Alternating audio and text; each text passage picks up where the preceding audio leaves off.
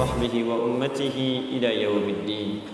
أما بعد فيا عباد الله أوصي نفسي وإياكم بتقوى الله فقد فاز المتقون فلا تموتن إلا وأنتم مسلمون. فقال تعالى يا أيها الذين آمنوا اتقوا الله حق تقاته ولا تموتن إلا وأنتم مسلمون. Saudara-saudariku, alhamdulillah kita buka pertemuan kita di malam ini dengan syukur kepada Allah Subhanahu wa taala. Dengan bersyukur insyaallah lebih melapangkan keadaan hati kita. Orang yang pandai bersyukur insyaallah hatinya akan Allah bersihkan dari penyakit-penyakit yang tidak baik. Orang yang pandai bersyukur insyaallah beban-beban kehidupannya akan diringankan oleh Allah Subhanahu wa taala. Orang yang pandai bersyukur insyaallah diberikan perisai sehingga setan tidak mampu untuk menggoda dan menjerumuskannya dalam kemaksiatan. Dan orang yang pandai bersyukur insyaallah dijamin oleh Allah Subhanahu wa taala untuk bisa kembali kepada Allah dalam keadaan yang baik dan mendapatkan surga yang dijanjikan. Karena itu mari kita bersyukur kepada Allah masih diberikan kesempatan hidup saat sementara yang lain telah kembali kepada Allah Subhanahu wa taala. Saya sering sampaikan mungkin saudara-saudari kita berhusnudzon kepada Allah, mereka telah pulang kembali sesuai ajalnya karena bekalnya sudah dianggap cukup oleh Allah Subhanahu wa taala. Amal solehnya banyak, amal salahnya sedikit dan telah tertutupi oleh kemuliaan-kemuliaan hidupnya. Kita diberikan kesempatan hidup, barangkali kalau bukan karena mempertahankan amalan kebaikan yang telah kita tenun, mungkin untuk bisa menutupi dan menghilangkan keburukan-keburukan yang selama ini telah kita ciptakan dalam kehidupan. Karena itu segeralah berlomba, karena sekarang sudah banyak orang mengalami perlombaan untuk beramal soleh. Kalau Anda tidak memulai sekarang, Anda akan tertinggal. Saya 2 pekan ini sudah bertemu dengan orang-orang yang alhamdulillah mendapatkan hidayah dari Allah Subhanahu wa taala. Di antara mereka ada 2 yang dari kalangan pendeta kemudian masuk Islam. Hal pertama yang disampaikan oleh bagian yang pertama, amanatnya Anda itu sudah mendapatkan kenikmatan beragama yang benar, jangan sekali-kali keluar dari Islam. Karena saya berusaha menemukan keyakinan ini sampai dengan semaksimal mungkin dan saya dapatkan kenikmatan dan kebenarannya.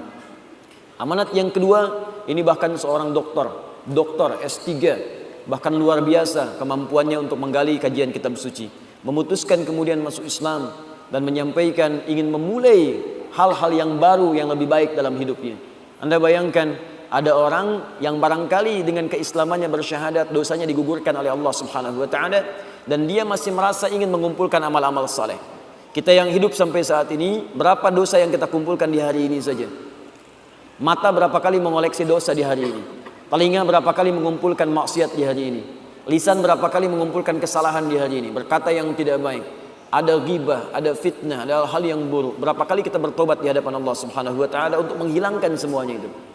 Dan cara beramal soleh yang baik lantas kemudian diurutkan dalam Al-Quran dan hadis-hadis Nabi SAW. Ada amalan taubat, ada amalan solat. Ingat, solat itu kalau dikerjakan dengan benar, dia akan menggugurkan dosa-dosa yang terjadi antara solat satu dengan solat yang lainnya. Selain dosa besar yang membutuhkan taubat khusus. Itu nanti ada di hadis Muslim nomor hadis 233. Nabi menyampaikan as-salawat ila as-salawat, al-jumu'atu ila al-jumu'ah, wa ramadan ila ramadan, kafaratun bainahunna, kafaratun lima bainahunna. Awas hati-hati, ma lam takunil kabair. Kata Nabi, salat satu ke salat yang lainnya, Jumat ke Jumat, Ramadan ke Ramadan, akan otomatis menggugurkan dosa-dosa yang terjadi di antaranya sepanjang bukan dosa besar. Hati-hati teman-teman sekalian. Lidah yang kadang misalnya salah bicara, pikiran yang salah kemudian berpikir, mata yang salah melihat, itu kalau sholat kita benar gugur seketika. Gugur. Karena itu kalau dipanggil sholat, semangat. Karena dalam sholat itu ada pengguguran dosa. Kalau orang paham saat sholat dosanya bisa diampuni, tentu orang akan bergerombol, berlomba untuk menunaikan sholat sesuai dengan waktunya. Kalau orang mengerti kalau dalam sholat semua doa dikabulkan kalau kita minta dengan benar, orang akan semangat sholat. Kalau orang paham dalam panggilan solat saat azan itu ada kebahagiaan yang akan diberikan. Hayya 'alas shalah. Anda bertanya kenapa solat? Hayya 'alal falah. Yang belum bahagia, kata Allah, saya berikan kebahagiaan saat kamu sujud. Kalau orang mengerti dalam solat ada kebahagiaan, dia akan tentu semangat menyiapkannya. Karena itu ada istighfar, ada solat, ada kemudian amalan lainnya, ada tahajud dan lain sebagainya. Tapi di antara sekian amalan itu ada sebagiannya yang diistimewakan oleh Al-Quran, bahkan langsung disebutkan dalam lisan Nabi sallallahu alaihi wasallam, seperti tercantum dalam hadis riwayat Al-Bukhari yang memuji satu amalan lewat lisan Nabi sallallahu alaihi wasallam. Imam Al-Bukhari itu tidak pernah berjumpa dengan Nabi sallallahu alaihi wasallam, tapi beliau kemudian mencari informasi yang tersambung kepada Nabi. Maka beliau pernah mendapatkan informasi dari seorang bernama Hajjaj bin Minhal. Hajjaj mendapatkan informasi dari Syu'bah mendapat informasi dari Alqamah ibnu Marthad. Alqamah ibnu Marthad mendapat informasi dari Sa'ad bin Ubaidah. Sa'ad bin Ubaidah mendapat informasi dari Abu Abdurrahman As-Sulami. Abu Abdurrahman As-Sulami mendapat informasi dari Uthman bin Affan. Uthman bin Affan radhiyallahu taala anhu, juga dari sahabat Ali bin Abi Thalib karamahullahu wajhah, dari Nabi sallallahu alaihi wasallam. Apa yang disampaikan oleh Nabi sallallahu alaihi wasallam? Perhatikan kalimatnya. Awas, saking pentingnya kalimat ini, kita mesti memahami dengan baik dan fokus ke dalamnya. Khairukum man ta'allama al-Qur'ana wa 'allamah. Khairukum, bila ada orang baik di antara manusia, maka kata Nabi, yang paling baik di antara kalian itu man ta'allama al-Qur'an, siapa yang mampu dan mau belajar Al-Qur'an. Dan kalimatnya menggunakan man, ismun mausulun ala fardiyatil 'amiyah. Huruf sambung yang menunjuk kepada objek, kadang-kadang subjek, dan dia menunjuk kepada sifat personal, tapi tanpa batas. Fardiyah 'amiyah, dia personal tapi sifatnya luas. Artinya kalau setiap Anda ingin jadi orang baik, siapa Anda? Anda pejabat, ingin jadi pejabat yang baik. Anda pengusaha yang baik. Anda seorang anak yang baik. Anda seorang ayah yang baik. Anda seorang ibu yang baik. Anda mahasiswa yang baik. Jadi apapun profesi Anda, siapapun Anda, bagaimanapun sifat Anda, kata Nabi, kalau Anda ingin menjadi yang terbaik di bidangnya. Jadi kalau ada mahasiswa yang baik, ukurannya bukan nilainya, ukurannya ini, kata Nabi. Kalau ada seorang ayah yang baik, ukurannya bukan pemberiannya, tapi ini ukurannya nih, bukan infaknya, tapi ini yang akan disampaikan oleh Nabi. Kalau ada ustadz yang baik, bukan karena keilmuannya saja, tapi ini nih yang akan disampaikan oleh Nabi. Jadi kalau Anda mendapatkan yang disampaikan oleh Nabi ini, maka yakinlah dengan janji Nabi sallallahu alaihi wasallam ketika Nabi mengatakan orang ini akan menjadi orang yang terbaik dalam kehidupan. Khairukum, bila ada orang baik, maka yang terbaik di antara kalian man ta'allamal Qur'ana, siapapun yang mau belajar mengkaji isi Al-Qur'an wa 'allamah, kemudian dari pelajaran itu dia amalkan dalam kehidupannya, dia praktekkan sesuai dengan profesinya. Jadi teman-teman sekalian, mempelajari isi Al-Quran itu, sebelum kita mulai nanti bahasan yang kita kaji di malam hari ini, kita nggak akan ambil banyak. Mungkin kita akan biasakan ambil sebagian dari ayat-ayat pilihan untuk belajar, sesuai dengan kadar kebutuhan kita secara umum. Tapi kalau kita mau fair, objektif dalam mengkaji Al-Quran, untuk membaca, sempurnakan. Untuk menghafal, sempurnakan. Al-Fatihah sampai An-Nas. Tapi untuk mengamalkan isinya, ada dua jalan yang bisa ditempuh. Awas. Pertama, kata Abu Abdurrahman As-Sulami yang meriwayatkan hadis ini, akhadtul Qur'ana an qaumin, saya itu belajar Al-Quran dari sekelompok kaum, sekelompok orang. Maksudnya generasi sahabat ridwanullah alaihim.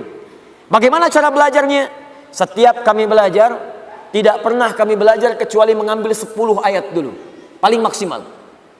Dari 10 ayat ini kami berusaha mengamalkannya terlebih dahulu. Jika sudah mampu mengamalkan dengan sempurna, seperti kami kemudian dapatkan itu sesuai kemampuan, baru nyambung lagi ke ayat berikutnya, surat berikutnya lagi. Jadi itu yang diambil oleh para sahabat. Sampai-sampai kemudian sahabat bernama Abdullah ibnu Amr ibnu Al-As radhiyallahu taala anhuma mengatakan, kami belajar dari Nabi sallallahu alaihi wasallam Al-Quran, banyak orang yang hafal satu surah saja, tapi mereka punya kemampuan mengamalkannya dengan sangat luar biasa. Hafalnya satu surah, tapi mengamalkannya luar biasa. Dan apa lanjutan kata beliau? Saya khawatir di masa saya ini, ya kata sahabat junior Abdullah bin Amr ibn al-As radhiyallahu ta'ala anhuma, saya khawatir di masa kini atau di masa yang akan datang, ada orang yang mudah menghafal Al-Quran, bahkan semudah meminum air. Kasyurbil ma. Minum air kan tidak ada sekatnya. Ya, tidak ada nyangkutnya, beda dengan makan durian. Kemut, masuk. Minum cendol, gigit, masuk. Minum air nggak ada, syurbil ma, seperti minum air bening. Nggak ada sekatnya. Masih nggak percaya? Buktikan. Bismillah. Bismillah. Alhamdulillah. Tidak ada sekatnya. Langsung masuk. Ada orang yang menghafal Quran, itu seperti minum air, langsung cepat masuk. Tapi dia kesulitan dalam mengamalkannya. Kesulitan dalam mengamalkannya. Karena itu manhaj yang pertama dalam mempelajari Al-Quran ini, kita mesti bersabar. Sabar. Dan kita pahami setiap hurufnya, setiap kalimatnya, sehingga mendapatkan pemaknaan sempurna untuk bisa mengamalkannya. Yang kedua, hati-hati. Boleh jadi setiap kita itu punya profesi yang beda-beda. Misal di sini ada pedagang, ada pengusaha, ada pejabat, ada mahasiswa.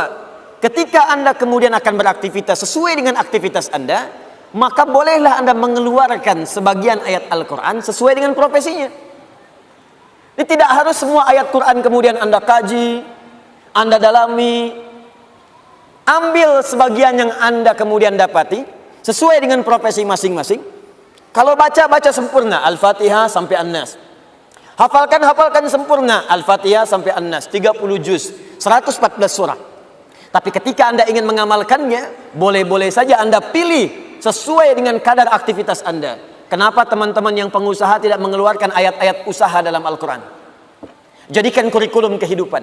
Lihat hadisnya, praktekkan dalam hidup. Begitu manhajnya. Kenapa teman-teman yang mahasiswa tidak mengeluarkan ayat-ayat ilmu dalam Al-Quran? Bukankah di situ banyak rahasia?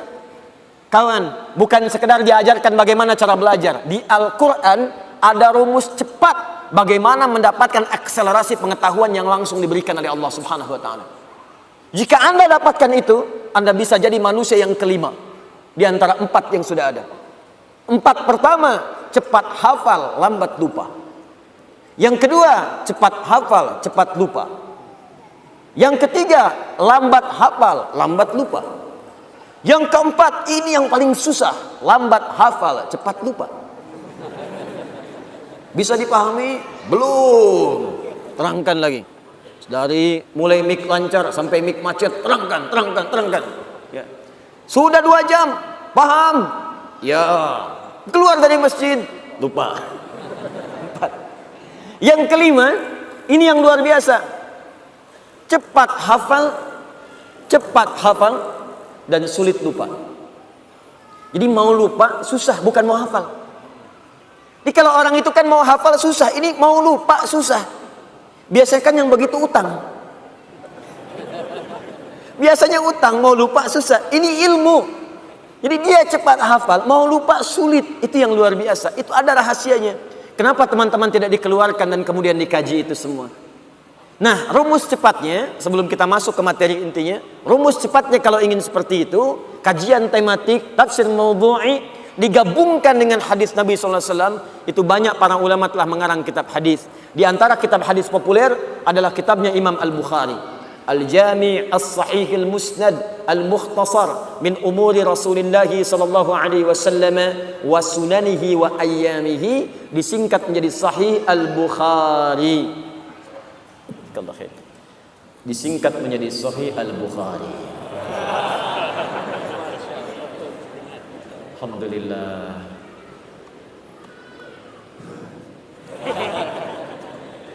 Nah, di Sahih Al-Bukhari ini itu sampai ada 97 pembahasan, 97 kitab, 97 topik. Dari kitab Bad'ul Wahyi, Kitabul Iman, Kitabul Ilmi, sampai ke Kitabul Imarah. Dari mulai kitab iman, bagaimana menata iman, bagaimana mencari pengetahuan, bagaimana menata pemerintahan, bagaimana kita menjalani bisnis, ada. Sampai kitab sakit ada. Kalau Kitabul Marid, kitab sakit, Anda bayangkan. Kalau sakit bagaimana berdoanya? Kalau sakit bagaimana cara memohon obatnya? Ada. Dan indahnya dibuka dulu dengan ayat Al-Quran, baru hadis-hadis Nabi-Nya SAW. Nah, yang kedua, ada yang sifatnya juga ayat-ayat umum yang bermanfaat untuk semua lintas profesi. Barangkali penting ayat-ayat ini untuk kita kaji, sehingga melahirkan kemudian pemahaman sempurna untuk semua dan motivasi dalam menjalani kehidupan. Di antara ayat-ayat itu ada yang terkumpul dalam satu surah, ada yang tergabung dalam 2 surah di asbabun nuzulnya, juga ada yang terpisah, ayat-ayat menyendiri walaupun tergabung di surah tertentu. Di antara sekian banyak ayat itu, kita akan keluarkan malam ini 2 surah sekaligus yang turun bersamaan, bahkan urutannya berurutan dalam mushaf, urutan 93 dan urutan 94 dari 114 surah yang termaktub dalam mushaf yang menjadikan firman Allah Subhanahu wa taala tertuliskan di dalamnya, yaitu surah Ad-Duha dan surah Al-Insyirah atau surah Asy-Syarah atau surah Alam Nashrah. Malam ini kita akan bahas, mudah-mudahan ada manfaat di balik 2 surah itu yang bisa memotivasi kita. Dan yang paling penting, semoga dengan bahasan 2 surah itu, status kita malam ini insya Allah naik menjadi khairukum man ta'allamal Qur'ana wa 'allama, yaitu umat terbaik, orang baik yang pernah hidup di muka bumi insya Allah. Tidak cukup dengan amin, mari kita mulai kemudian bahasannya terlebih dahulu. Saya mohon izin, maaf sebentar.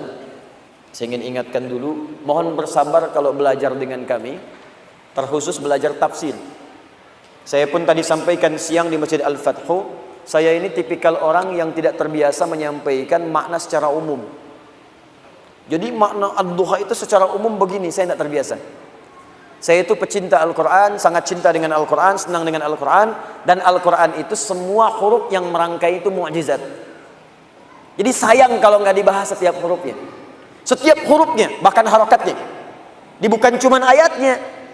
Ayat itu gabungan dari kalimat. Kalimat itu gabungan dari huruf-huruf. Huruf-huruf pun punya harakat. Dan Al-Quran dahsyatnya, setiap huruf harakatnya itu punya makna. Karena itu ketika Nabi menyampaikan, kalau anda ingin jadi orang baik, bahasa nabinya man ta'allama, bukan darasa. Saya coba tuliskan sebentar. Terlihat ini? Belum, karena belum saya tulis. Kalau nampak itu yang repot, ya. Jelas? Jelas. Belakang kelihatan ini? Oh, tidak. Khairukum man.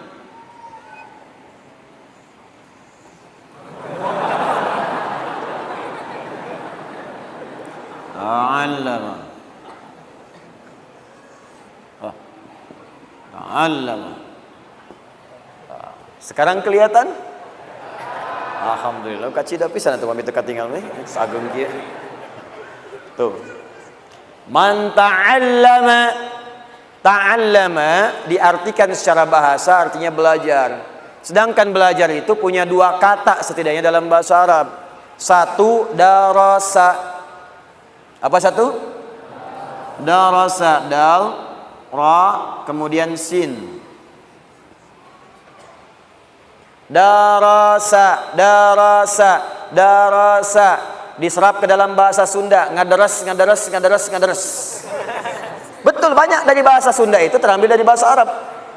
Batnun, betul. Darasa, deres, ngaderes, ngaderes. Ngaderes itu artinya baca, belajar, belajar, belajar, baca. Ya, dulu orang Sunda dengan orang Jawa bikin hadis palsu.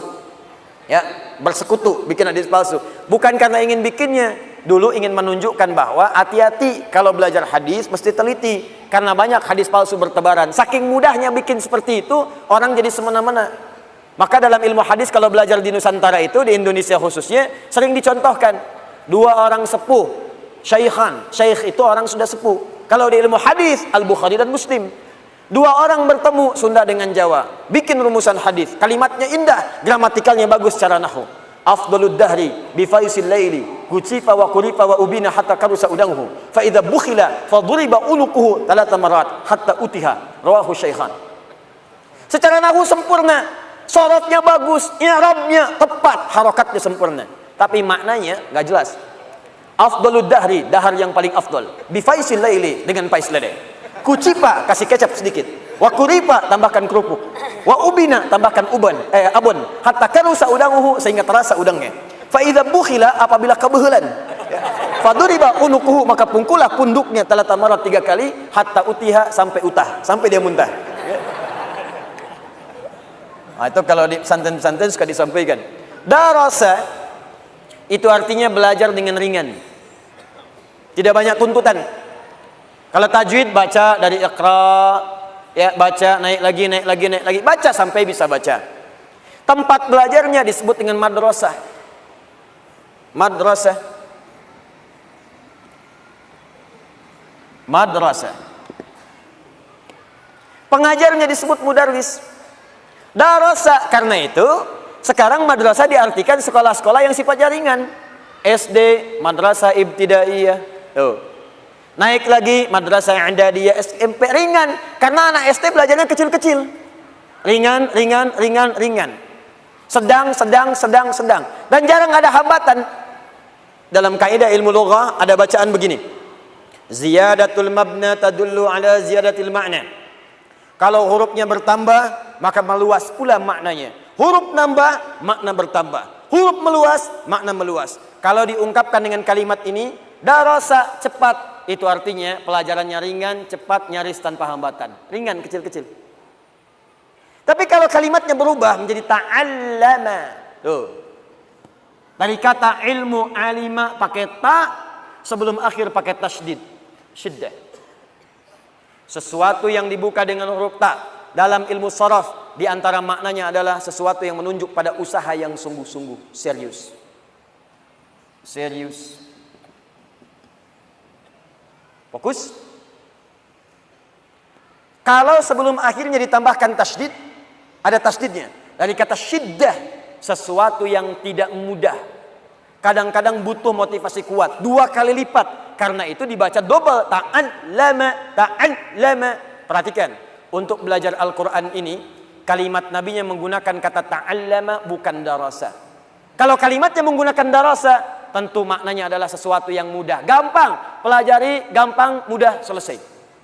Tapi ketika menggunakan kata ta'allama, seakan-akan Nabi ingin mengatakan, hei, kalau ingin jadi orang baik, itu tidak mudah. Mesti serius belajarnya. Ayo yang sungguh-sungguh. Jangan cuma baca, lihat, terjemah, langsung paham. Tidak. Pahami dulu pelan-pelan. Lihat hurufnya, luruskan niatnya, serius. Dan tambah motivasinya. Karena jangankan belajar tafsir, untuk baca saja itu butuh kesabaran. Baca koran, baca info, 1 jam bisa stabil. Baca Al-Quran, 10 menit bisa ngantuk. Ada baru toha. Tuh. Jadi itulah keindahannya teman-teman sekalian. Karena itu kita bersabar, pelan-pelan kita akan baca. Kita mulai dulu dengan sebab turunnya surah Ad-Duha ini. Dalam Al-Insyirah. Kenapa sebab ini turunnya 2 surah ini? Apa kemudian hikmah yang bisa diambil dari sebab turunnya ini? Sehingga bisa memberikan inspirasi bagi kita semuanya. Kita mulai dari sini. Baru kemudian kita ambil keterangan para ulama-ulama tentang tafsir atau makna dari surah Ad-Duha dan bersamaan dengan Al-Insyirah, dan kita ambil imrahnya untuk kita terapkan dalam kehidupan kita. Kita mulai dengan bahasan yang pertama, kita padukan dulu dengan sebab nuzul turunnya surah Ad-Duha dan Al-Insyirah terkait juga dengan turunnya surah Al-Mudaththir. Bismillahirrahmanirrahim. Ini baru kita mulai. Tadi muqaddimah.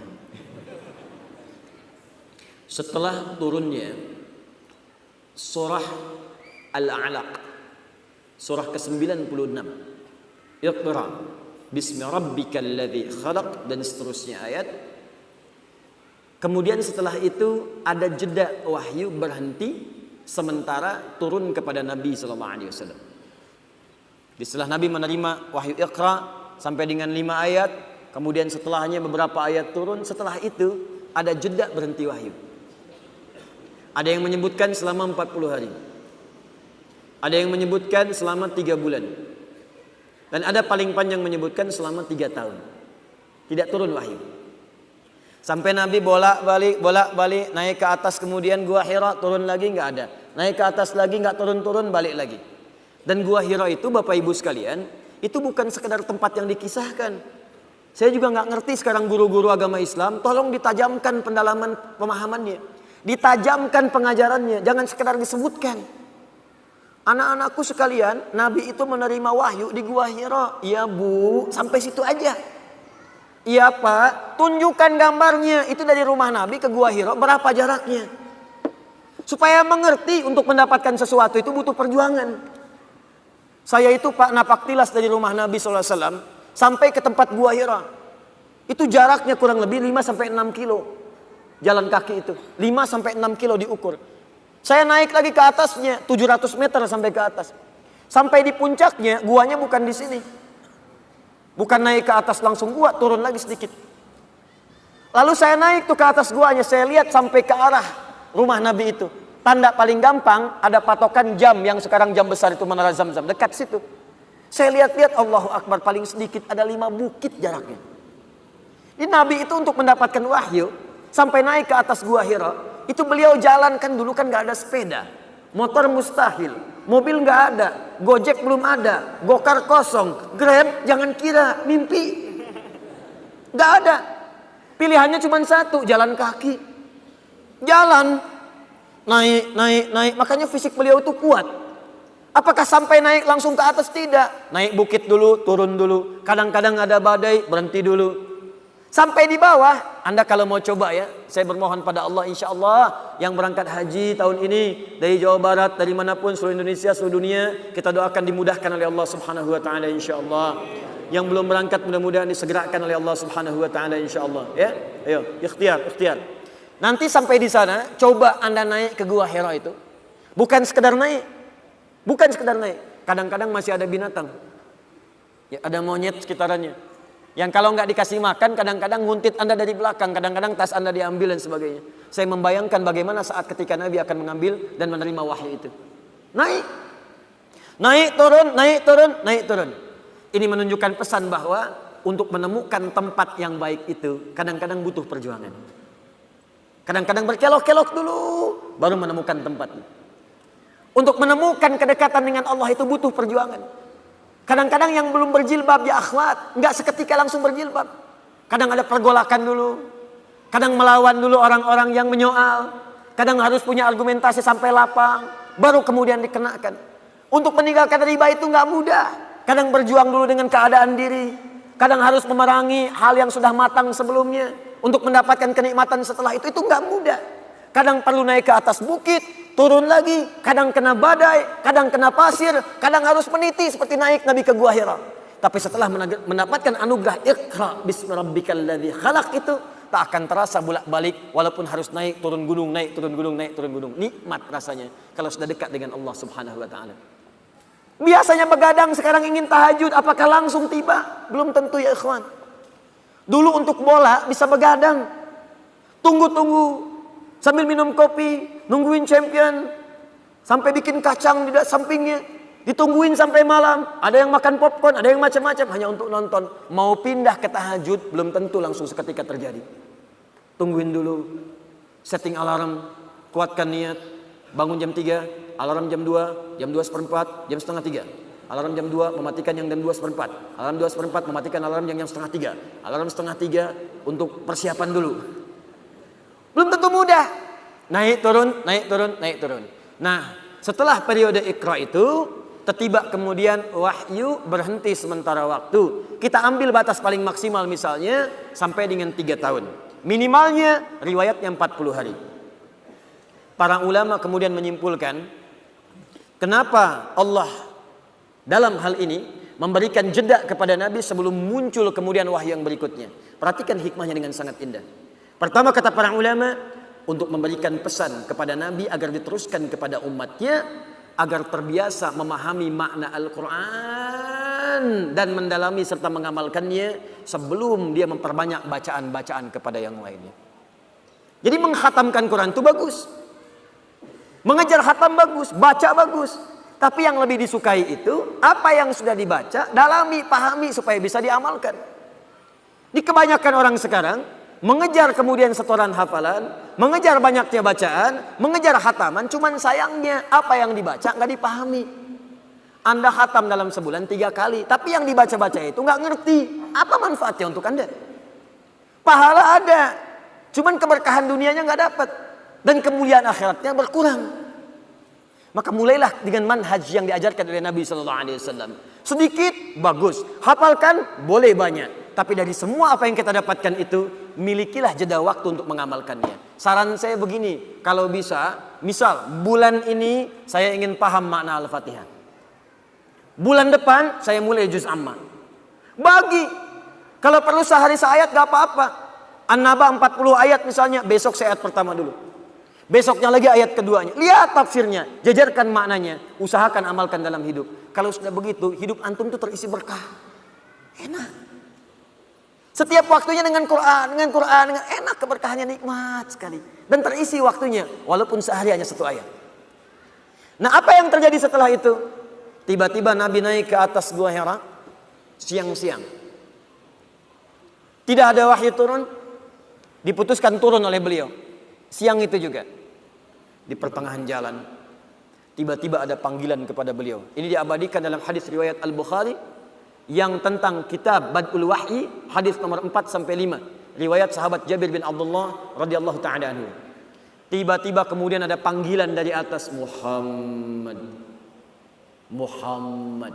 Nengok kanan tidak ada orang, kirinya kosong, depannya nggak ada orang, belakangnya kosong. Begitu melihat ke atas, ada satu sosok. Kana yaqudu bainas sama'i wad dunya. Seperti orang yang duduk antara langit dengan bumi. Sama wal ard. Antara seperti duduk di antara langit dan bumi. Melihat ke bawah mengatakan Muhammad. Muhammad. Masya Allah. Mas. Siapa namanya? Dzul Khair. Orang yang punya kebaikan. Mas Dzul Khair. Siang-siang ke Al-Khuah. Iktikaf dari zuhur sampai jam 2. Udah kosong, gak ada orang sama sekali. Keluar dari Al-Khuah, tiba-tiba ada panggilan di luar. Dzul. Depan kosong, belakang gak ada orang, kanan kiri kosong. Dzul. Lihat ke atas, makhluk besar, rambut panjang, jubah putih. Dzul. Apa responnya? Kata Nabi, faru'ibtu minhu. Saya khawatir, takut sampai bulu kuduknya naik. Lalu saya tinggalkan tempat itu dengan cepat. Sampai kemudian bertemu dengan Sayyidah Khadijah. Sampai kemudian digandeng tangannya, Nabi katakan, dathiruni, dathiruni. Riwayat lain, zammiluni, zammiluni. Sampai seketika sudah tenang, disampaikan kalimat, turunlah kemudian surah Al-Mudaththir. Ya ayyuhal muddaththir, qum fa'anzir, wa rabbaka fakabbir. Dan seterusnya ayat. Itu ayat perintah dari Allah langsung kepada Nabi untuk berdakwah secara terang-terangan, untuk mengamalkan ilmu. Ini kata para ulama hikmah yang kedua. Jadi kalau kita ingin mengamalkan sesuatu, ingin beramal, ingin ibadah, jangan sampai kita ibadah sebelum punya dasar ilmu yang matang. Nabi saja diminta beribadah, beramal, berdakwah, itu diminta berilmu dulu. 3 tahun masanya. Belajar, 40 hari paling minimal. Ini pelajaran bagi kita. Sebelum kita mengamalkan sesuatu, dasari dengan ilmu dulu. Ingin salat tahajud, belajar dulu. Ingin kita sedekah, pelajari supaya maksimal. Apalagi ketika kita ingin menyampaikan pada orang lain, pelajari dengan baik, pahami dengan baik, baru kita sampaikan. Maka terjadilah kematangan dalam pengetahuan kita. Kasus yang pertama, wahyu tertunda dalam tanda petik turun kepada Nabi dengan hikmah tertentu. Tiba kemudian peristiwa itu terjadi lagi.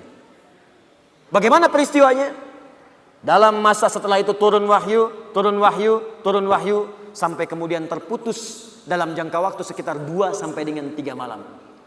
Saking dahsyatnya, maaf, Nabi malam itu kemudian bermohon kepada Allah, belum turun. Malam kedua, belum turun. Yang ketiga pun belum turun. Sampai-sampai di malam ketiga ini, istrinya Abu Lahab, bibinya sendiri. Abu Lahab kan bagian keluarganya. Keluarga Nabi SAW yang kemudian disampaikan dalam Al-Quran tentang kecamannya. Istrinya Hammalatul Hatab datang kepada Nabi Muhammad SAW. Inna sahibaka qad qalah. Hei, kata istrinya Abu Lahab. Awas, hati-hati. Kata istrinya Abu Lahab. Hei, inna sahibaka qad qalah. Sungguh, fokus. Sungguh, sahibmu ini maksudnya kepada Allah yang biasa memberikan firman kepadamu, yang biasa menyampaikan berita kepadamu, kayaknya sudah meninggalkanmu ya. Dia datang dengan mengolok-olok. Wah, sekarang Muhammad sudah ditinggalkan ya. Muhammad sudah seperti orang gila ya. Ya, Muhammad sudah nggak ada pendamping ya. Ya, Muhammad sudah sendirian dia sekarang ya. Bayangkan teman-teman, biasa menerima wahyu, kemudian terputus. Mirip begini nih, mirip begini. Maaf ya. Maaf. Anda misalnya pasangan suami istri, hari pertama SMS ada, telepon ada. Hari kedua ada, hari ketiga nggak ada kabar. Hari berikutnya nggak ada kabar lagi. Hari berikutnya lagi belum ada kabar juga. Kira-kira perasaan Anda bagaimana?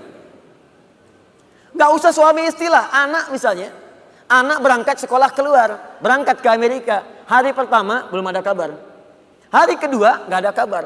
Hari ketiga nggak ada kabar juga. Perasaan Anda bagaimana? Gelisah. Tiba-tiba kemudian ada yang mengatakan, udah ditinggalin anak ya. Udah nggak diperhatiin ya sama suami ya. Kayak orang gila aja udah nggak ada temennya. Bagaimana perasaan Anda? Saking cintanya Nabi kepada Allah Subhanahu wa taala, beliau merindukan Allah dengan turunnya wahyu. Tapi apa yang terjadi? Wahyu belum turun, tapi yang didapatkan cacian yang tidak diduga dari orang-orang terdekatnya. Apa yang terjadi setelah itu dan apa hikmah terbesar dari kejadian itu?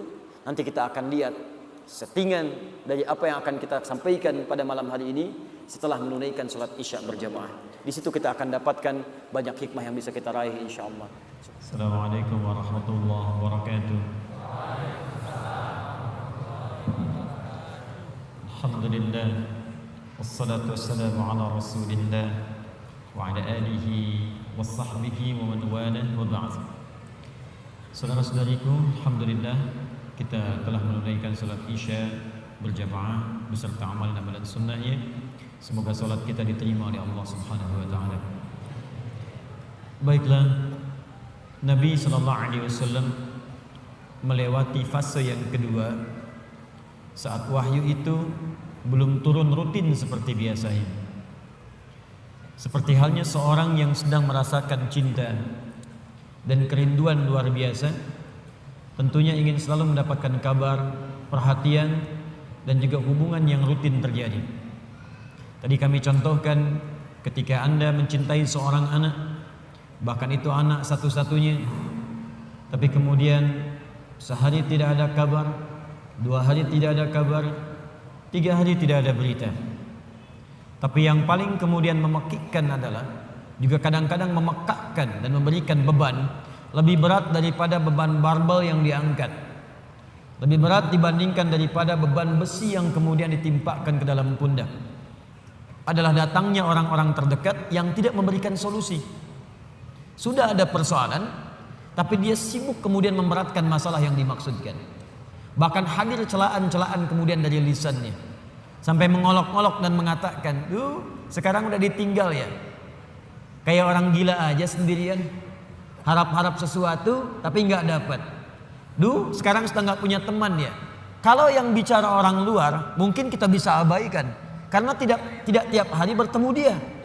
Tapi kalau yang bicara orang terdekat, bahkan hadir di samping rumah, bahkan punya status keluarga, itu yang beban paling berat dibandingkan dengan beban mengikut barbel. Itu beban paling tinggi, paling kuat dibandingkan dengan diberikannya besi ke atas pundak. Orang yang angkat barbel mungkin seketika bisa diangkat sampai ke kaki terasa beratnya, tapi bisa dilempar selesai. Tapi kalau ada orang terdekat kemudian mencela Anda, orang terdekat memfitnah Anda, orang terdekat mengolok-olok Anda, orang terdekat menyebarkan aib Anda yang sebetulnya bukan aib pula, itu yang kadang-kadang berat untuk diterima. Di situ kadang kita merasa sedih.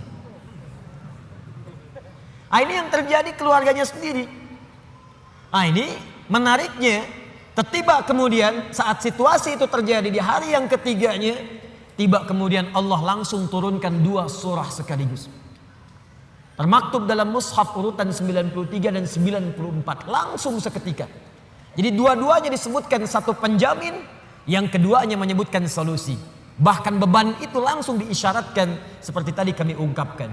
Wadduha. Bagian pertama surah 93-nya. Wal-laili idza saja. Ma wadda'aka rabbuka wa ma qala.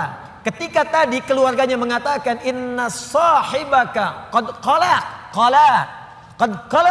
Sungguh Rabbmu sekarang, Tuhan itu yang engkau pertuhankan itu sudah meninggalkanmu. Dijawab langsung, ma wadda'aka rabbuka wa ma qala. Walal akhiratu khairul laka minal ula. Wala sawfa yu'tika rabbuka fatarda. Alam yajidka yatiman fa'awa wa wajadaka dhallan wa wajadaka 'ailan fa ammal yatima fala wa ammas sa'ila fala wa amma bi ni'mati rabbika.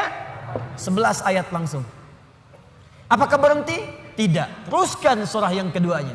Langsung disebutkan tentang beban yang terasa terpikul itu. Seketika dijatuhkan bebannya oleh Allah Subhanahu wa taala.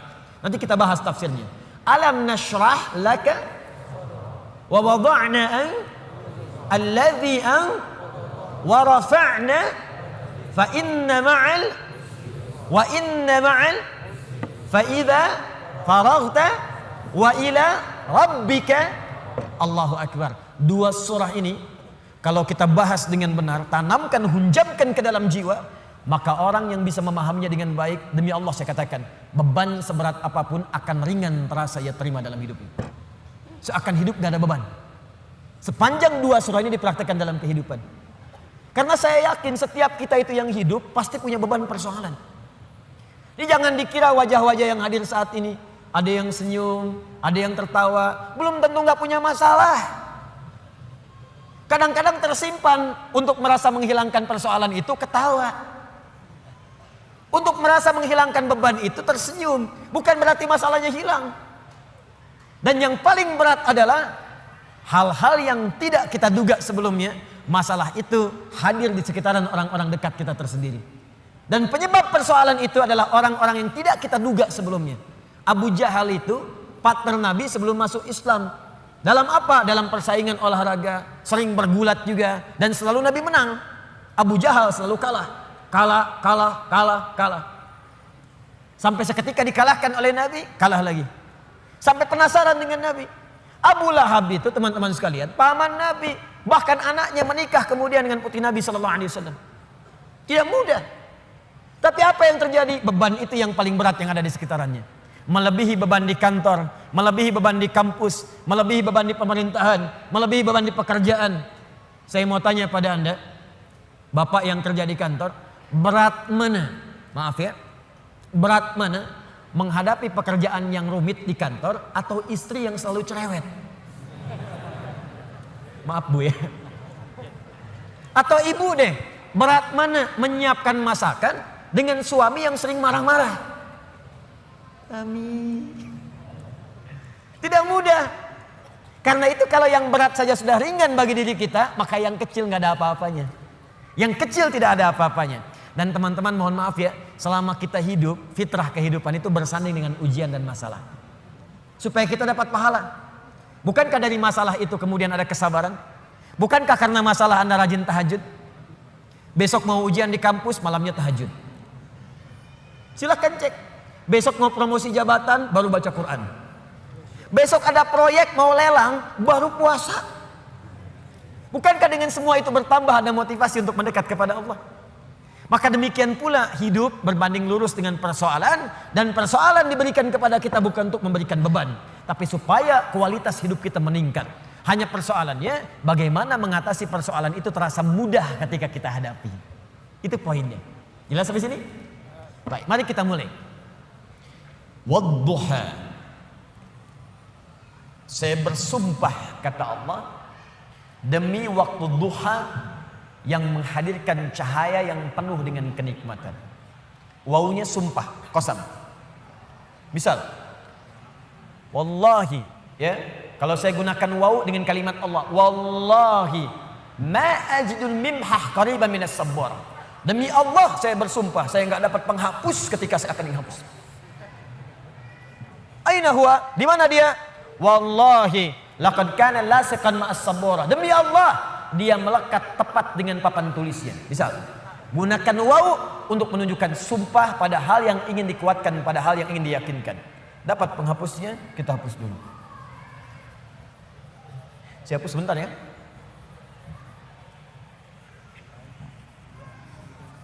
Gak apa-apa, ini memang seperti ini fitrahnya.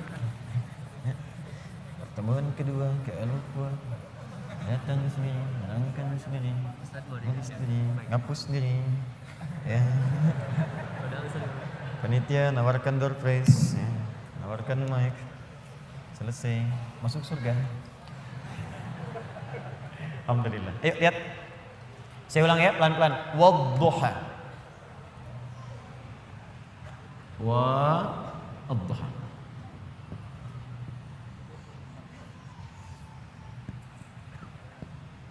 Fokus. Huruf waw dalam bahasa Arab itu setidaknya secara garis besar ada dua jenis. Satu disebut atof. Atof itu waw yang mengikutkan pada hukum sebelumnya. Misal, buka Quran surah ke-2 Al-Baqarah ayat 127, paling kiri sebelah atas. Wa idh yarfa'u Ibrahimul qawa'ida minal bait wa Ismail. Wa Ismail. Dan pelajarilah, ingatlah, pahami ketika Nabi Ibrahim ditugaskan oleh Allah untuk meninggikan bangunan Ka'bah, ditinggikan. Wa Ismail, dan Ismail ikut mengerjakan itu. Saya ulang, dan Ismail ikut mengerjakan itu. Jadi ketika ada huruf waw di tengahnya, itu artinya mengikutkan satu orang kepada yang lainnya dalam pekerjaan yang sama.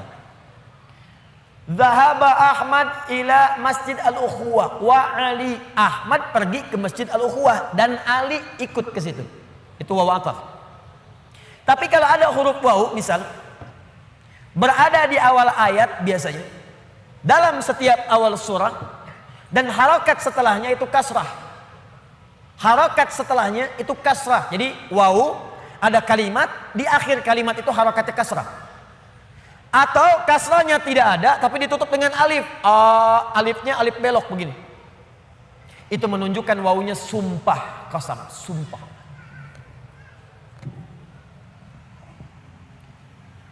Saya ingin katakan pada Anda, kalau ada orang ragu kemudian saya bersumpah, bukankah sumpah itu bisa membuat ia lebih yakin? Bukankah sumpah itu ditujukan untuk menepis keraguan? Lihat baik-baik. Manusia saja bersumpah, Anda bisa yakin. Sekarang Allah itu enggak bersumpah pun pasti benar. Tapi kemudian dihadirkan sumpah. Kalau Allah sudah bersumpah, itu bukan sekedar ingin menyampaikan kalimat atau informasi, tapi Allah ingin memberikan komitmen dengan sungguh-sungguh dan menanamkannya ke dalam jiwa. Seakan-akan Allah ingin katakan, hei, saya bersumpah ya, saya komitmen, tanamkan pada jiwamu yang paling dalam. Wadduha, demi waktu duha yang cahayanya begitu menyejukkan, menenteramkan. Bukankah kalau waktu duha Anda keluar cahayanya enak? Ya? Nah, sumpah yang pertama ini ada yang memaknai dengan kalimat makna hakiki. Ini bersumpah dengan suasana alam yang sejuk. Tapi ada yang memaknai dengan kalimat majazi, kata kiasan. Muhammad, saya bersumpah, tanamkan pada hatimu yang paling dalam demi keadaanmu yang pernah mengalami ketenangan. Seperti halnya engkau merasakan cahaya duha. Demi kondisimu yang pernah merasakan sukacita, yang pernah enak, pernah nyaman, gak ada gangguan, persis seperti engkau berjemur dalam suasana duha. Bukankah kalau Anda keluar suasana duha enak? Dalam bahasa bebasnya, saya bersumpah demi ketenangan, kenyamanan, kesejukan yang pernah engkau rasakan dalam hidupmu sampai dengan sekarang, seperti merasakan cahaya duha. Walaili idza saja. Hati-hati. Dan saya pun bersumpah demi malam apabila telah datang gelap gulita. Demi malam apabila nampak gelap sehingga tidak terasa, tidak terlihat apa yang ada di sekitarnya. Ini pun bisa diartikan bahasa kiasan. Walaili idza saja. Maaf, kalau malam gelap itu terus cahaya tidak ada, lilin tidak ada, lampu sudah tidak ada, Anda ada dalam satu ruangan. Kira-kira, mohon izin ya, maaf sekali, kira-kira benda-benda sekitaran kita nampak tidak?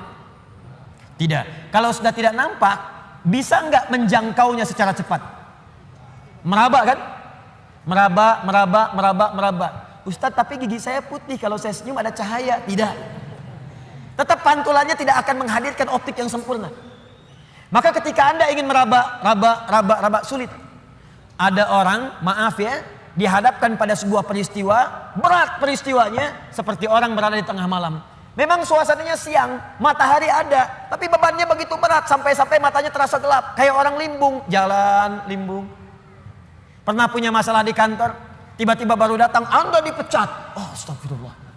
Kenapa Pak? Jangan tanya alasannya, pulang saja. Padahal suasana siang, terang benderang, mataharinya juga terik, tapi seakan-akan kita mendapatkan sesuatu yang gelap. Pulang goyang. Ibu tiba-tiba baru nyampe di pengajian, dapat WA.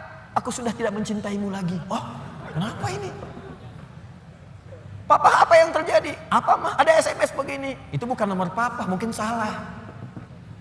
Tapi kalau itu benar, gelap. Jadi ada beban-beban tertentu dalam kehidupan yang terasa begitu gelap. Maka muncul kalimat walaili idza saja. Ataupun suasana yang engkau punya beban Muhammad. Saking beratnya beban itu seperti engkau berada di pertengahan malam yang tidak ada cahaya. Sulit berjalan, sulit meraba sampai ada beban di pundakmu. Ma wadda'aka rabbuka wa ma qala. Tanamkan dalam jiwamu, aku bersumpah kata Allah, dan ini komitmenku kepadamu. Baik engkau dalam suasana suka seperti waktu duha, ataupun dalam suasana punya beban yang sangat berat, tanamkan, yakinkan pada jiwamu, aku tidak akan pernah meninggalkanmu untuk selamanya. Jangan dengarkan perempuan itu yang berkata, Tuhanmu telah meninggalkanmu. Inna sahibaka qad qala. Dijawab langsung oleh Allah, ma wadda'aka rabbuka wa ma qala. Enggak akan pernah Tuhanmu meninggalkanmu, apalagi kemudian menjauhimu. Ini kata para ulama, ini manhaj yang pertama.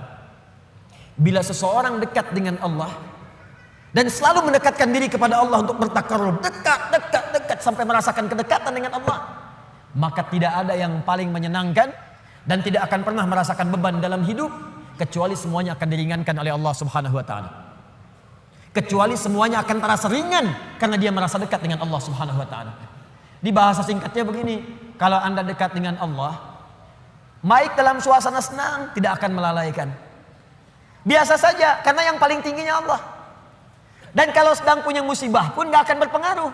Seberat apapun sepanjang Anda merasa ada Allah, demi Allah saya katakan, semua itu akan terasa ringan. Contoh, maaf ya, Anda sedang punya masalah sekarang, berat rasanya, gak mudah dirasakan. Tapi dalam hati Anda ada keyakinan kepada Allah. Tiba-tiba muncul kalimat la yukallifullahu nafsan illa. Allah gak mungkin titipkan beban persoalan kecuali Anda sanggup menjalaninya.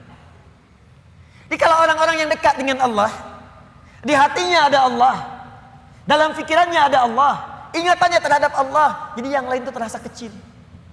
Ini berita langsung dari Allah. Kalau beban hidup kamu ingin ringan menghadapi persoalan, maka dekatkan dirimu kepada Allah. Maka dalam suasana suka engkau tidak akan lalai. Kan ada orang yang suasana suka dia lupa dengan Allah, sehingga gak sadar berbuat maksiat. Dulu waktu belum jadi direktur, olahraganya bersepeda. Jadi direktur, sekarang mulai main golf, jalan. Sekarang mulai punya sekretaris. Sekretarisnya perempuan. Banyak melihat sekretaris dibandingkan istri di rumah. Jalan. Pergaulan mulai meluas. Hati-hati. Kalau tidak ada manhaj rabbani, kedekatan dengan Allah dalam jiwa, itu bisa berpeluang untuk bermaksiat. Hati-hati. Bisa berpeluang untuk bermaksiat.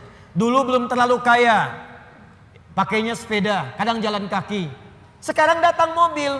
Kalau nggak punya kedekatan dengan Allah, mobil itu kadang-kadang nggak bisa buka pintunya. Kalau belum dibukakan, nggak mau keluar. Kalau belum muter keliling komplek, belum afdol. Dulu ke masjid bisa jalan, jarak ke masjid cuma 10 meter. Habis punya Grand Max, bahkan ke IMAX, bahkan ke NMAX, motor. Jadi keliling komplek dulu 3 kali. Assalamualaikum, ayo Pak Haji ke masjid. Akhi ayo ke masjid, masih di dalam aja. Dia lupa yang di dalam itu lagi ke Cianjur, gak ada orang. Itu poinnya. Jadi jangan sampai saat kita berada di atas, lalai kita dengan kehidupan, sehingga menenggelamkan kita dalam apa yang kita dapatkan. Tapi yang lebih bahaya, jangan sampai ketika saat sedang punya persoalan, kita juga kemudian merasa berat dengan itu. Bebannya berat, limbung, bicara tidak terkontrol, makan tidak enak, tidur tidak nyaman, dan suasananya nggak menyenangkan, capek saja. Ada yang tiba-tiba naik ke atas tower, ada yang tiba-tiba naik ke atas tiang listrik, ada yang naik ke apartemen, mau bunuh diri takut, balik lagi gemetaran, dan seterusnya. Dan tidak ada kerjaan. Semua itu tidak akan pernah terjadi kalau Anda dekat dengan Allah Subhanahu wa taala. Di pelajaran pertama dari surah Ad-Duha di awal ayatnya, berusahalah selalu untuk mendekatkan diri kepada Allah Subhanahu wa taala. Orang yang dekat dengan Allah, orang yang dekat dengan Allah, maka akan dijamin oleh Allah langsung hidupnya baik dalam keadaan suka ataupun sedang merasakan duka tidak akan berpengaruh banyak pada dirinya, karena yang paling tinggi dan paling menyenangkan adalah kedekatannya dengan Allah Subhanahu wa taala. Jelas sampai sini? Baik. Jadi kalau dia sedang kaya, tahajud jalan, karena yang dirindukan tahajudnya. Lihat Abdurrahman bin Auf, Utsman bin Affan, Tamim Ad-Dari, kekayaan banyak, harta melimpah, kapak terbuat dari emas, malam masih tahajud, teman-teman. Masih sempat baca Al-Quran. Utsman tuh sampai jadi presiden masih punya waktu untuk khataman Quran. Kan Utsman radhiyallahu taala anhu waktu terbunuh kan sedang baca Al-Quran. Masih puasa saat itu, sedang puasa. Anda bayangkan nikmatnya dekat dengan Allah, walaupun jabatan tinggi, yang terasa nikmat itu saat sedang beribadah kepada Allah, saat tahajudnya, itu yang dinanti. Nabi itu kedudukannya paling tinggi. Tapi kapan merasakan kenyamanan? Saat tahajud. Sampai tak terasa rakaat pertamanya 5 juz 4 halaman. Paling sedikit 100 ayat. Saya mau tanya pada Anda, pernah nggak merasakan kenikmatan seperti itu? Apakah nikmat saat dapat door prize, apa saat baca wadduhanya? Ayo coba rasakan, sampai hadir situasi itu. Sampai enak, tahajud tuh diburu gitu. Bukan karena IPK-nya dapat 4. Bukan karena dapat proyek besar, tapi yang dirasakan, ya Allah, terima kasih Engkau titipkan ini, dan dia kejar siapa yang memberikannya, kejar malamnya, kejar bacaan Qur'annya, kejar puasanya. Itulah yang sesungguhnya hakikat dalam kehidupan kita. Satu poin pertama. Kalau ada orang yang sudah bisa mendekat kepada Allah, maka Allah jamin dalam syukurnya, dalam situasi dia tenangnya, nyamannya, dia tidak akan menjauh dari Allah, dan dalam situasi dapat musibah pun tidak akan banyak berpengaruh dalam kehidupannya. 2. Allah bersumpah lagi, walal akhiratu khairul laka minal. Ini yang hebat. Saya kemarin bikin quotes, lalu kita sebarkan. Ini sebetulnya di antara esensi surah Ad-Duha. Kata Allah, Muhammad, saya bersumpah kepadamu, yakinkan pada jiwamu, nanti saat kamu ke akhirat, suasananya akan lebih enak dibandingkan dengan sekarang. Akhirat itu lebih baik dari apa yang kamu rasakan sekarang di dunia. Maksudnya begini, kalau kamu sedang capek, kamu sedang ada musibah, kamu sedang lelah, sabar. Nanti kalau sudah pulang, semuanya akan hilang. Memang dunia itu tempat capek, karena memang tempat beramal. Sholat di dunia, kerja di dunia, puasa di dunia, baca Quran di dunia. Kenapa kita kerjakan? Supaya cari bekal untuk pulang ke akhirat. Nanti kata Allah kalau sudah pulang semuanya akan hilang. Jadi tenang aja teman-teman. Capek cuma sebentar. Ya, capek cuma sebentar. Lelah, gak apa-apa. Namanya juga dunia. Dunia itu memang tempat capek. Kalau nggak mau capek ya pulang. Dunia itu tempat capek. Dan kita memilih untuk hidup. Maka jalani itu, nikmati saja, kerjakan aja. Setiap kerja ada pahala, setiap kerja ada pahala, setiap sholat pahala, baca Quran pahala, niat mencari nafkah karena Allah pahala, merawat anak pahala, memberikan ASI pahala. Gak apa-apa, memang capek, memang ya dunia sifatnya capek. Tobakan an tobak, setiap tahapan tuh capek lagi, biasa, supaya dapat bekal. Bukankah orang kerja dapat gaji? Dan enak kan kalau gajian? Dan kalau sudah dapat gaji, lupa kan 29 hari ke belakang? Anda itu bekerja, kerja, berangkat gelap, pulang gelap. Tapi kalau sudah dapat gaji, semua itu kan hilang lupanya.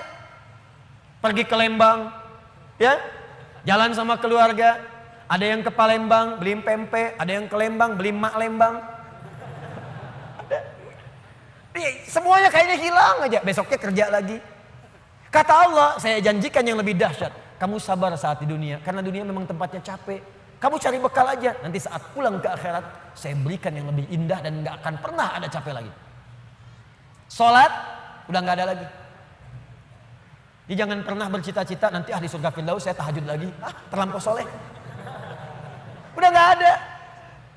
Baca Quran, gak ada lagi. Yang ada itu masuk surga dengan Qurannya. At-Tirmidzi, nomor hadis 2915. Dipakaikan di atasnya mahkota. Dipakaikan di badannya jubah kehormatan. Dipakaikan di tangannya gelang-gelang emas. Pakaiannya sutra. Quran surah ke-35 ayat ke-33. Jannatu adnin yadkhulunaha yuhallawna fiha min asawir, ya, min dhahabin wa lu'lu'a wa libasuhum fiha harir. Ahli Quran mau masuk ke surga pakai jubah, pakai mahkota, emas, sutra, semua naik. Apa yang terjadi? Dimintakan membaca Quran yang ia biasa bacakan saat di dunia. Jadi setiap dia baca, naik. Iqra wartaqi fa inna akhira qiraatika akhiru manzilatika. Baca Quran yang biasa engkau bacakan saat di dunia. Nanti akhir bacaanmu, di situ tempat tinggalmu di surga. Dan berita baiknya, dia bisa menggandeng bapaknya, ibunya, suaminya, istrinya, anak-anak, cucu ikut di belakang semua. Kalau mereka orang yang beriman dan soleh di hadapan Allah Subhanahu wa taala. Dipimpin oleh ahli Quran, naik ke surga. Dia bacakan sampai minal jinnati wan nas, puncak surga yang paling tinggi. Begitu nyampe di situ, dikunjungi oleh semua malaikat dari 8 pintu surga. Itu ada di Quran surah 13 ayat ke-24. Wal malaikatu yadkhuluna alaihim min kulli bab. Dan malaikat semua mengunjungi dia dari semua pintu, mengucapkan salam. Lihat kalimat pertamanya, salamun alaikum bima sabartum. Selamat ya, saat di dunia kamu sabar cari bekal. Sabar capek. Sabar mengeja huruf dari Iqra. Sabar menghafal. Sampai ada yang mencela. Sabar, orang lain ngejar dunia, Anda ngejar akhirat, sabar. Orang lain cari ini, luaskan rumah, tambah mobil, tambah kendaraan, meninggal, gak dibawa. Anda sabar. Masya Allah, orang akhirat. Saya ngelihat ada ahli Quran tuh, seringkali saya berhadapan dengan ahli Quran tuh dari daerah-daerah, seringkali menangis. Ada yang datang pengen setoran. Anda bisa kebayang gak suaminya, pekerja mungkin kasar, orang sebutnya kuli. Istrinya ngambilin kayu bakar, kadang ke sawah. Anaknya bahkan ada yang masih kemudian kecil-kecil. Tapi kalau Anda berkunjung ke rumahnya, semua makanan dihidangkan yang mampu dia suguhkan. Lalu keluar kalimat, alhamdulillah, Abi kalau bekerja dapat uang banyak sekali, 500 ribu, sebulan 500 ribu, banyak sekali, syukur. Ternyata perempuan itu sudah punya sanad hafalan Quran 7 qiraat. Lelakinya hafal Quran, anaknya hafidz semua. Anaknya penghafal Quran semua. Anda ada di mana? Itu perlombaan, sabar, naik sampai ke atas. Jadi kalau sekarang sedang capek, nikmati, sabar. Besok kalau meninggal, nggak ada capek lagi. Dan panggilannya sudah tenang kita, karena kerja kita selesai. Mirip begini, ada berita besok gajian. Besok gajian, tenang kan? Malam tidur enak kan? Orang yang punya bekal itu, dia sabar itu, nanti di akhir sakaratul mautnya, dia tampakkan semua hasil pekerjaannya. Sampai hatinya merasa tenang. Jadi gak terasa, tidur aja. Ya ayat Tuhan nafsul mutmainnah. Ditarik, tenang, tidur aja, selesai. Tinggal dia jumpai Allah di akhirat, nanti mendapatkan hasil dari apa yang dia kerjakan. Makanya kata Allah, kalau sedang sholat, terasa capek, apa jawabannya? Sabar ya, walal akhiratu khairul laka minal ula. Nanti di akhirat gak ada tahajud lagi. Kalau sedang menghafal Quran capek, sabar ya. Nanti di akhirat gak ada menghafal lagi. Abadi sifatnya, wafat selesai hafalan itu. Kalau sedang kena musibah, sabar ya, sabar. Jalani dulu, zikir kepada Allah supaya dapat pahala. Nanti setelah meninggal gak ada masalah lagi, tenang. Nanti pulang selesai semua. Jadi kalau ini kita tanamkan dalam jiwa kita, setiap punya masalah, nanti beres kok insya Allah. Selesai kok. Memang saya jalani aja sampai waktunya saya wafat. Saya pulang, saya dapatkan semua kenikmatannya. Masya Allah. Ustadz beneran? Benar. Surganya banyak? Banyak Ustadz. Alhamdulillah. Tapi Ustadz, kalau di surga pengen ngerokok, bisa enggak? Ya kalau bisa silakan, ambil apinya di neraka misalnya. Ya, nikmat, sudah selesai. Kemudian apa yang terjadi? Wala saufa yu'tika rabbuka fatarda. Ini yang paling dahsyat. Nanti di akhirat kata Allah, kalau kamu sabar saat di dunia sekarang, Bu, Pak, sabar tahajud, sabar merawat anak, sabar sekolahkan mereka ke pesantren, sabar talaki Al-Quran, sabar berjamaah ke masjid, Anda kerja di pemerintahan, kerja jadi pegawai, ada yang berdagang, ada yang bisnis, sabar, waktunya sholat, waktunya zakat, sabar. Nanti kata Allah, saat pulang ke akhirat, wala saufa yu'tika rabbuka fatarda. Saya akan berikan semua yang kamu inginkan sampai puas. Kaidah nikmat itu, kaidah nikmat. Semua bicara termasuk dalam Al-Quran. Selama hidup di dunia, kaidah nikmat itu gak ada yang pernah puas. Saya ulang ya, nikmat itu gak ada yang pernah puas. Contoh, punya sepeda nikmat bukan? Punya motor nikmat tidak? Punya mobil nikmat tidak? Pertanyaan saya, ketika Anda dapat sepeda, apakah merasa cukup dengan sepeda? Kalau sudah dapat sepeda pengen apa? Sudah dapat motor pengen apa? Sudah punya mobil pengen apa? Pesawat. Garasi gak punya, nerbangin gak bisa, masih pengen. Belum menikah pengen apa? Menikah. Sudah menikah pengen apa? Punya anak. Sudah punya anak pengen apa? Pengen cucu. Semua terus, jadi gak ada puasnya. Nikmat itu terus pengen. Nanti di akhirat, kata Allah, nanti di akhirat saya akan berikan kepadamu sampai kamu puas. Sampai Anda mengatakan, ya Allah, cukup ya Allah, puas. Sekarang mah pengen terus, pengen. Nanti puas ya Allah, cukup puas. Ini semuanya nikmat. Sampai selesai semua. Makanya bersabar dunia sebentar. Sebentar mas, besok meninggal, selesai masalah. Mau besok meninggal? Susah. Sabar. Dan alhamdulillahnya gak ada yang dikasih tahu kapan meninggal. Kalau diberitahu, bisa jadi kita pun gak semangat. Sebentar lagi Anda akan meninggal. Jam 8 lewat 45, lewat kemudian 45 detik. Waduh, kajian udah bubar gak pulang, di masjid aja. Astagfirullah. Kenapa Pak? 2 menit lagi.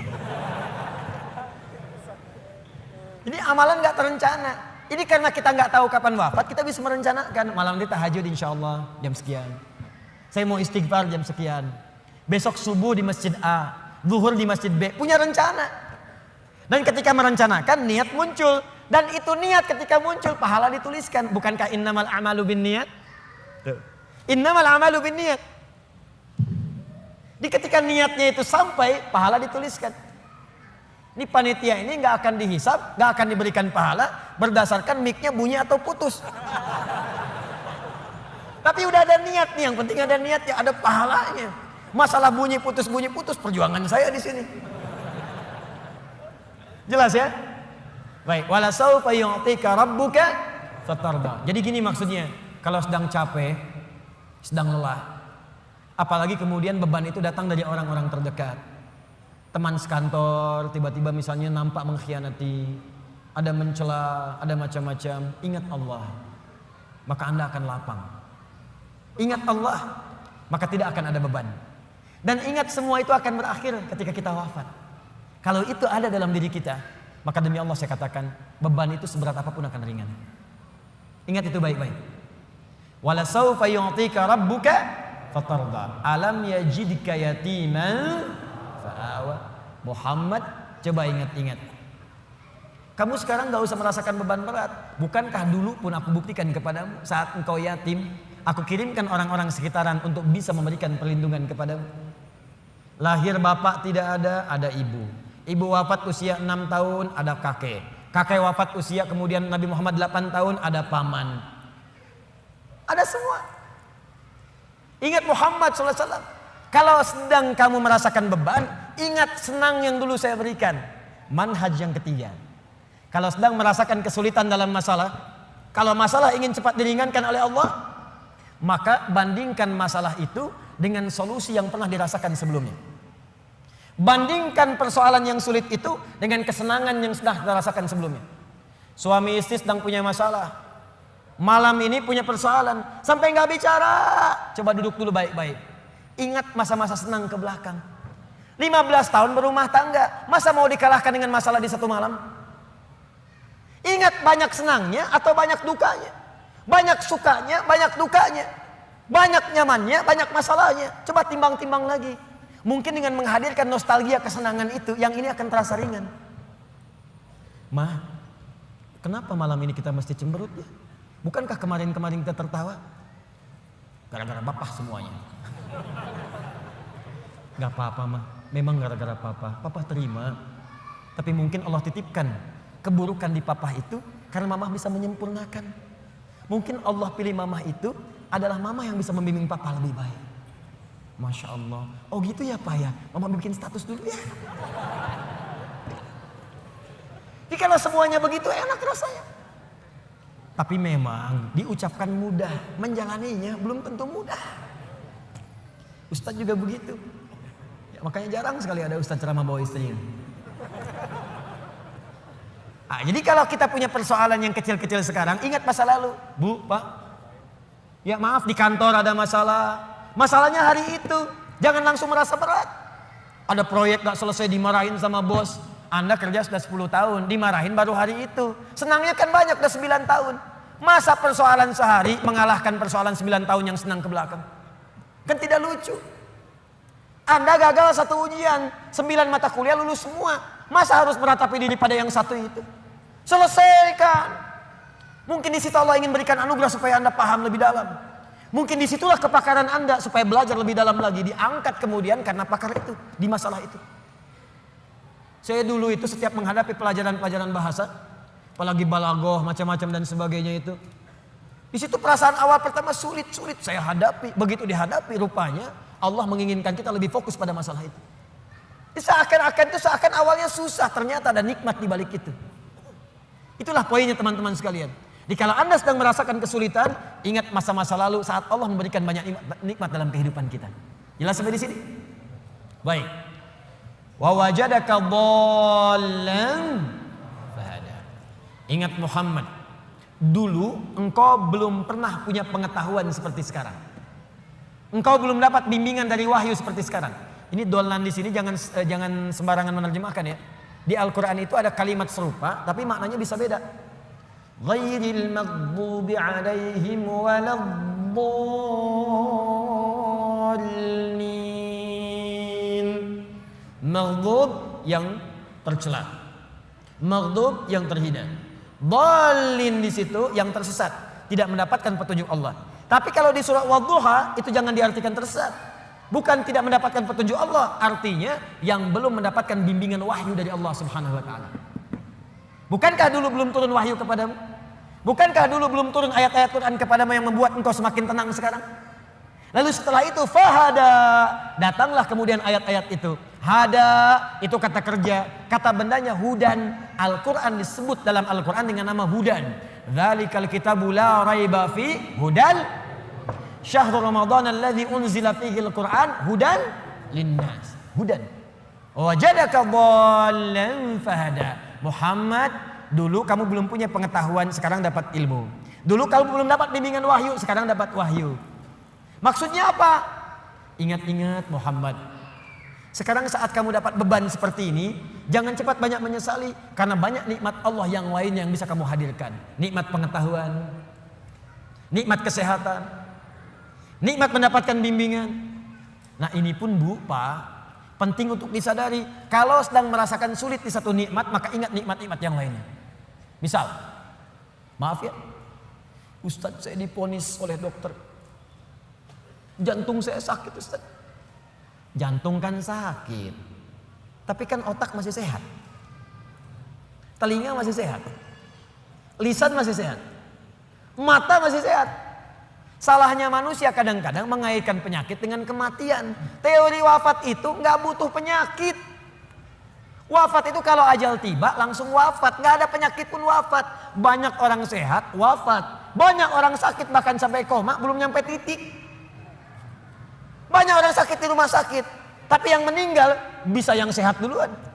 Karena kaidah untuk wafat itu bukan penyakit, ajal tiba. La yastakhiruna sa'ata wa la yastaqdimun. Quran surah 7 ayat 34. Ini kesalahan manusia itu kadang begitu. Divonis cancer, stadium 4. Waktunya tinggal sebulan lagi, nggak akan nyampe kalau belum nyampe. Nggak akan wafat kalau belum wafat. Nih saya kasih kisah nyata ya, ini nyata betulan. Ada orang divonis sudah berat nih, penyakitnya dalam. Sampai dokternya mengatakan ini nggak akan tahan daripada 2 pekan secara medis. Orang ini mau berangkat haji, udah muntah-muntah, udah macam-macam. Dia paksakan berangkat. Sampai dia bawa bekal, nggak apa-apa lah. Ini pakaian ihram saya, ini kisah nyata. Sekalian jadi kafan saya. Berangkat ke sana, bahkan keluarga sudah melepas dengan segalanya kalau wafat nanti di tanah suci. Apa yang terjadi? Sampai di sana berangkat haji, tawaf muntah. Muntah darah. Berangkat lagi. Tawaf pertama kan umrah tuh, tawaf kudum. Selesai. Sampai kemudian masuk wukuf di Arafah, sudah sepekan. Berjalan lagi. Lontar jumrah, naik sampai puncaknya pun teman-teman. Dalam hal mabit saja di Muna, orang bisa ngambil nafar awal. Kalau sakit nafar awal, bahkan ada yang ditanduk selesai pulang. Ini tidak, sampai diselesaikan nafar akhir 3 hari. Tanpa sadar sudah lewat 2 pekan di Mekah. Masih sehat. 3 pekan makin merasa enak. Pulang ke tanah air, lebih daripada 25 hari pulang. Apa yang terjadi? Dicek lagi di dokter, ternyata penyakitnya hilang. Haji pulang penyakit hilang. Tiba-tiba bisa jogging, lari lagi di alun-alun, lari. Yang paling menyedihkan dan yang paling menggelikan, dokter yang memvonis Anda tinggal 2 pekan meninggal duluan. Dokter yang memvonis paling 2 pekan Pak, dianya meninggal duluan. Anda bisa bayangkan. Hati-hati Mas. Saya mah masih muda. Itu tuh yang banyak ubanan, udah bau tanah. Situ bau tanah, sini bau kuburan. Jadi kita nggak bisa menugak harap-harap meninggal di tanah suci, bisa kembali di tanah kusir. Harap-harap wafat di tanah kusir, wafat di tanah abang. Jadi bisa dimanapun, nggak bisa kita pilih. Karena itu kita diajarkan oleh Allah Subhanahu Wa Taala, hati-hati. Kalau kita mendapatkan merasa kurang di satu nikmat, maka segera evaluasi diri. Barangkali nikmat yang lain lebih banyak yang pernah kita dapatkan. Apakah kita hanya akan jauh dari Allah hanya karena satu yang kita rasakan itu? Sementara Allah berikan banyak kepada kita. Nah ini pelajaran penting juga. Awas.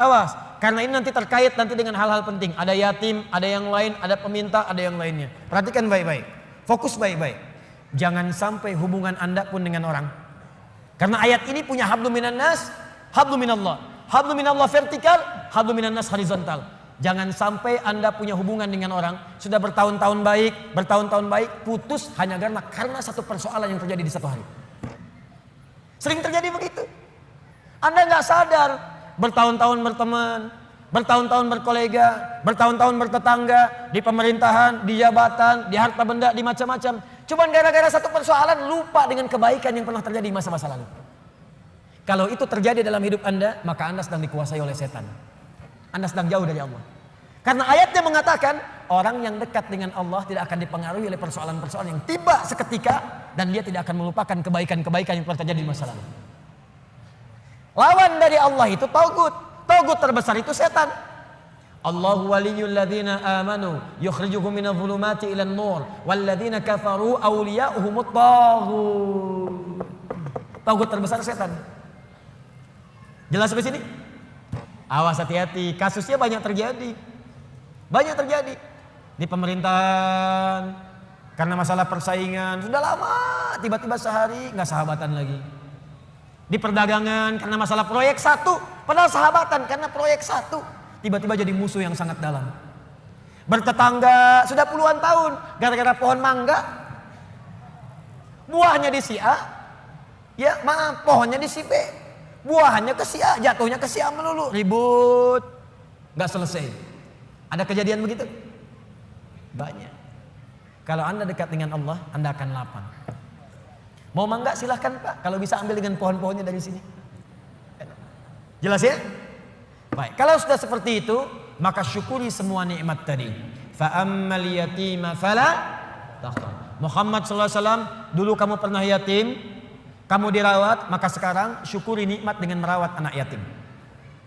Nah, ini maksudnya, maaf sekali lagi, tolong hadirkan syukur sesuai dengan nikmat yang telah Allah berikan kepada kita. Contoh, Allah berikan nikmat harta, maka keluarkan syukur itu dalam bentuk harta juga. Rajin bersedekah, rajin berinfak. Ya, Allah berikan nikmat Al-Quran, maka berikan bentuk syukur dengan bentuk Al-Quran juga. Ke masjid imami, ajari murid-murid Quran, buka majlis ta'lim tentang Quran, itu bentuk syukurnya. Di ketika Nabi pernah yatim, dirawat oleh orang lain, kemudian kata Allah, wujudkan bentuk syukurmu dengan merawat anak yatim juga. Fa ammal yatima fala. Maka jika ada anak yatim, sayangi. Wa ammas sa'ila fala tanhar. Kalau ada orang nanya, kamu kan Muhammad saya berikan ilmu, berikan Al-Quran, berikan wahyu, maka bentuk syukurnya setiap ada orang bertanya tentang ilmu, tentang wahyu, berikan kepadanya. Berikan. Jangan tutupi. Sesuai dengan kadar kelapangannya. Maka itulah prinsipnya kalau kita ingin bersyukur dan ditambah nikmatnya oleh Allah, setiap diberikan nikmat maka cepat syukuri nikmat itu sesuai dengan fungsinya. Kalau harta, sedekah. Kalau ilmu, ajarkan. Kalau Quran, tampilkan. Demikian seterusnya. Kalau Anda hidupnya begitu, ringan kita. Terima kasih, terima kasih, terima kasih. Jadilah terima kasih. Enak. Dan gak akan ada beban. Ini saya bingung saya. Kadang-kadang cuma karena rebutan mobil, rebutan motor berkelahi, dua-duanya meninggal. Motornya gak ada yang dapat.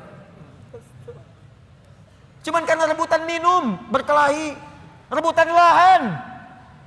Kemarin ada orang rebutan lahan sampai berkelahi, bacok-bacokan, ada yang pakai golok sampai meninggal, sekian wafat, sekian luka. Aduh, ketika meninggal dapat apa? Tanahnya nggak dapat, lahannya nggak dapat. Apa yang didapatkan meninggal? Yang dibunuh meninggal, yang membunuh meninggal, dua-duanya wafat. Cuman statusnya beda di hadapan Allah. Karena itu jangan berlomba dengan urusan dunia, capek, nggak elit, nggak keren. Wafatnya gak dapat apa-apa. Setelah itu baru kan bicara kepada diri Anda. Nah, ini bagian terakhir. Wa amma bi ni'mati rabbika. Bagian terakhir. Dan kalau Anda mendapatkan nikmat dari Allah Subhanahu wa taala, untuk menguatkan dan mensyukuri nikmat itu, boleh Anda kemudian membincangkan nikmat itu. Kalimat Qur'annya fahadits bukan fa'akhbir. Kalau fa'akhbir, sampaikan pada orang. Bikin pamflet dari Sabang sampai Merauke. Alhamdulillah Allah berikan kepada saya nikmat rumah yang luas, pasang, bikin status di Facebook, bikin di Instagram, mobil baru, foto, ceklik. Alhamdulillah nikmat Allah saya mendapatkan Lamborghini. Itu Maria pamer. Alhamdulillah dapat misalnya kalung baru. Alhamdulillah berlian baru, foto ceklik, berlian harga 8 miliar, pajang. Bukan. Fahadits itu punya dua arti. Satu, membincangkan ke dalam jiwa secara langsung. Diajak bicara diri kita. Ya, diajak bicara. Misal, pernah kan satu waktu kita merenung? Ya kan? Lalu kita katakan pada diri kita, alhamdulillah nih, dapat ini, itulah fahadits. Jadi untuk mendekatkan diri kita dengan Allah, misal, bisa konsisten tahajud malam, tahajud. Ajak bicara diri kita. Alhamdulillah, Allah telah memberikan nikmat tahajud, besok harus nambah lagi, jangan sampai telat. Alhamdulillah Allah berikan nikmat Quran, kamu jaga ya, kita jaga ya Allah, mudah-mudahan masuk ke surga. Itu untuk menguatkan diri kita. Jadi kalau terbiasa dengan satu nikmat ibadah kah, nikmat harta kah, nikmat ketenangan kah, untuk menguatkan nikmat itu hadir dalam jiwa kita, ada bicara diri kita. Supaya nikmat itu melekat kuat dalam diri kita dan terjaga sampai menghadap kepada Allah Subhanahu wa taala. Yang kedua, hadis itu bisa berarti berbagi sesuai dengan porsinya. Misal, seorang guru ingin motivasi muridnya yang khusus. Datang dia murid-murid khusus. Boleh berbagi pada muridnya. Alhamdulillah, anak-anakku sekalian, murid-muridku, Allah titipkan kepada saya hafalan Quran 30 juz. Yang dihafalkan dalam 6 hari misal. Allah berikan kepada saya sekarang titipan fiqh. Allah berikan titipan saya kepada saya misalnya titipan hadis. Itu tidak ditempuh dengan biasa-biasa. Mesti rajin tahajud, mesti rajin baca Al-Quran, mesti rajin sedekah, mesti ijtihad untuk belajar. Itu boleh, sah. Kalau ingin bisa disampaikan pada kalangan umum dan dikhawatirkan terlibat riya di situ, tidak sanggup dia menerimanya, maka sampaikan dalam bentuk yang umum. Alhamdulillah Bapak Ibu sekalian, kita sudah mendapatkan nikmat dari Allah, seperti Allah juga berikan nikmat kepada saya. Seperti mungkin Bapak Ibu lihat, alhamdulillah. Bapak Ibu juga punya nikmat dari Allah, alhamdulillah. Seperti halnya Allah berikan kepada saya juga kepada Bapak Ibu sekalian. Itu fahadits namanya. Disesuai dengan konteksnya, sesuai dengan keadaan orang yang diajak bicara. Di fahadits itu bukan kemudian mengupload nikmat di Facebook, mengupload harta benda di Instagram, lalu Anda tuliskan di situ rumah baru, fa amma bi ni'mati rabbika fahadits. Bukan begitu maknanya. Pulang dari haji boleh. Saya kumpulkan tetangga untuk berbagi zam-zam, nggak usah bicara. Zam-zamnya dibagi, kurmanya dibagi. Wa amma bi ni'mati rabbika fahadits. Mau berangkat boleh, minta doa, ya, datang misalnya, bagikan makanan misalnya sedekah, setelah itu minta doanya, boleh silakan. Jadi pesan bagi mereka, kalau dia sekarang haji, besok lusa saya haji. Yang tidak boleh itu ria, yang tidak boleh itu sombong. Terima kasih Bapak Ibu sekalian. Di komplek ini telah datang sudi memenuhi undangan kami. Tolong didoakan insya Allah. Besok kami berangkat ke kloter pertama untuk menunaikan ibadah haji. Mohon didoakan lancar ya Bapak Ibu sekalian. Kami banyak dosa, kami minta maaf. Ini haji pertama kami. Mungkin juga yang pertama di komplek ini ya. Ya Pak RT belum haji, ya Pak RW belum haji, ya. Juga tetangga sekalian belum haji. Nanti di sana kami doakan. Insya Allah supaya cepat berhaji seperti kami sekarang. Habis pahala. Nyampe depan Ka'bah foto ceklik, kirimkan ke grup komplek. Hari pertama sholat di dekat Ka'bah. Habis. Itu bukan fa'amma bi ni'mati rabbika fahaddits. Jelas ya? Nah, kalau sudah begitu, maka lapang hati kita. Lapang. Dekat dengan Allah, ada beban hilang. Kekayaan datang tidak silau. Berbagi nyaman, enak gitu. Nikmat dibincangkan pun tenang. Kalau sudah tenang hati lapang, dalam bahasa Arab, sesuatu yang lapang, sesuatu yang tenang itu disebut dengan syarah namanya. Kalau kelapangannya terasa dalam disebut dengan insyirah namanya. Maka setelah Ad-Duha diturunkan, hati Nabi merasa lapang, tenang. Karena ada berita. Bukankah Anda cari-cari berita dari anak, tiba-tiba hari ketiga nelpon, Assalamualaikum ayah, Abi, Assalamualaikum Umi. Bukankah hati menjadi lebih lapang? Insyirah, syarah. Maka turunlah kemudian surah yang selanjutnya. Alam nashrah laka sadrak. Bukankah aku sudah lapangkan keadaan hatimu? Ini isyarat. Jadi kalau kita dekat dengan Allah, tersambung dengan Allah, online koneksinya bagus, sinyalnya bagus, ibadahnya bagus, tenang, hati pun akan lapang. Maka semua persoalan itu bukan beban, tapi semua yang dibuat oleh Allah untuk membuat hati kita lebih lapang. Wa wada'na anka wizrak alladzi anqadha dhahrak. Dan Allah sudah hilangkan beban yang ada di pundakmu itu. Yang tadinya cacian, makian, ada fitnah, ada macam-macam, bahkan dari orang terdekat. Karena dekat dengan Allah dibuang oleh Allah seperti barbel yang ada di pundak tiba-tiba dilemparkan seketika. Bukankah atlet angkat berat itu begitu besinya diangkat langsung mulutnya kelihatan berubah, wajahnya berubah, naik ke atas. Tapi bagaimana ketika itu sudah dilemparkan, diangkat, lempar, pung, tenang. Alladzi anqadha dhahrak, buang, lempar. Jadi kalau orang dekat dengan Allah, begitu ingat Allah, semua beban yang besar pun seakan-akan dibuang, habis. Setelah itu apa yang terjadi? Ketika Anda bisa bersabar, lebih dekat dengan Allah lagi, lebih dekat dengan Allah lagi, maka yang terjadi, Allah bukan tenggelamkan Anda, tapi Anda akan diangkat di hadapan Allah Subhanahu wa taala. Wa rafa'na laka dzikrak. Disebut nama Anda di langit. Si fulan, abdi, hambaku. Si fulan, lihat hambaku, hambaku. Diuji dengan musibah seberat apapun dia tenang saja. Dia dicaci tidak membalas. Dia dihina dia bersabar. Bahkan orang terdekatnya mengkhianati dia sabar. Diangkat derajatnya oleh Allah. Dan satu kali diputar oleh Allah. Ja'al haqq wa zahaqal batil innal batila kana zahuqa. Satu hari kemudian terbukalah kemudian yang nyata itu, maka yang buruknya hilang, yang baiknya muncul. Bukankah Yusuf alaihissalam pernah difitnah? Bukankah Yusuf alaihissalam pernah masuk penjara? Bukankah Yusuf alaihissalam pernah masuk ke dalam sumur? Bukankah beliau kemudian pernah disiksa? Bukankah beliau pernah dihujat? Tapi apa yang terjadi?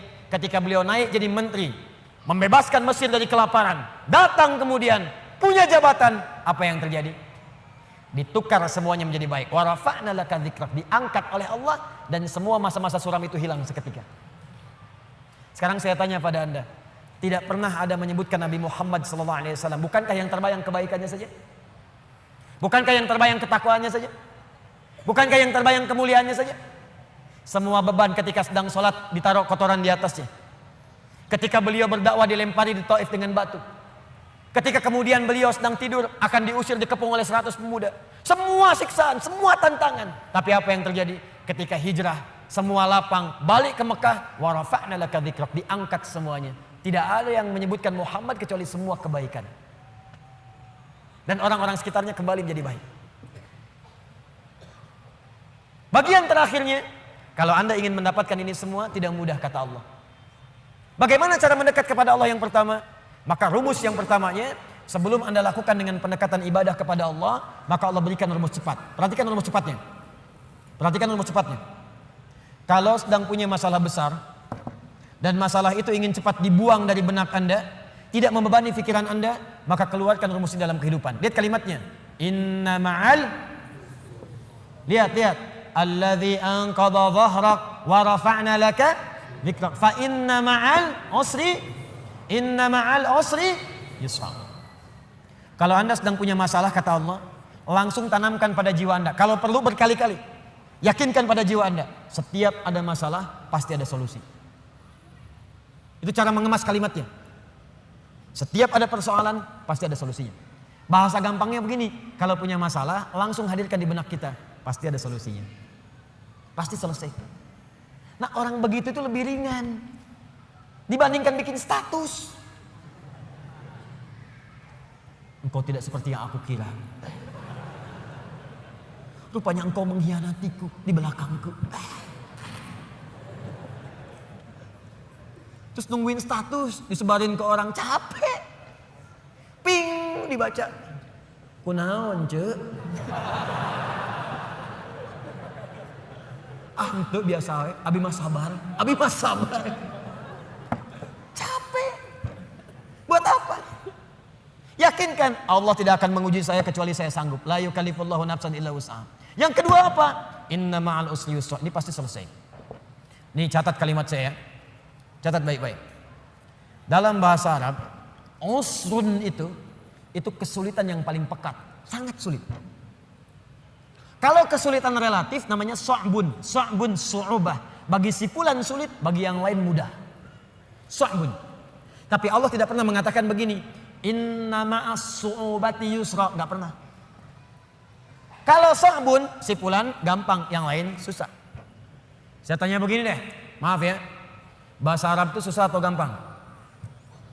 Susah. Kata siapa? Saya tinggal di beberapa negara di Arab, cukup lama di sana. Saking gampangnya bahasa Arab, anak-anak kecil begini bisa bahasa Arab.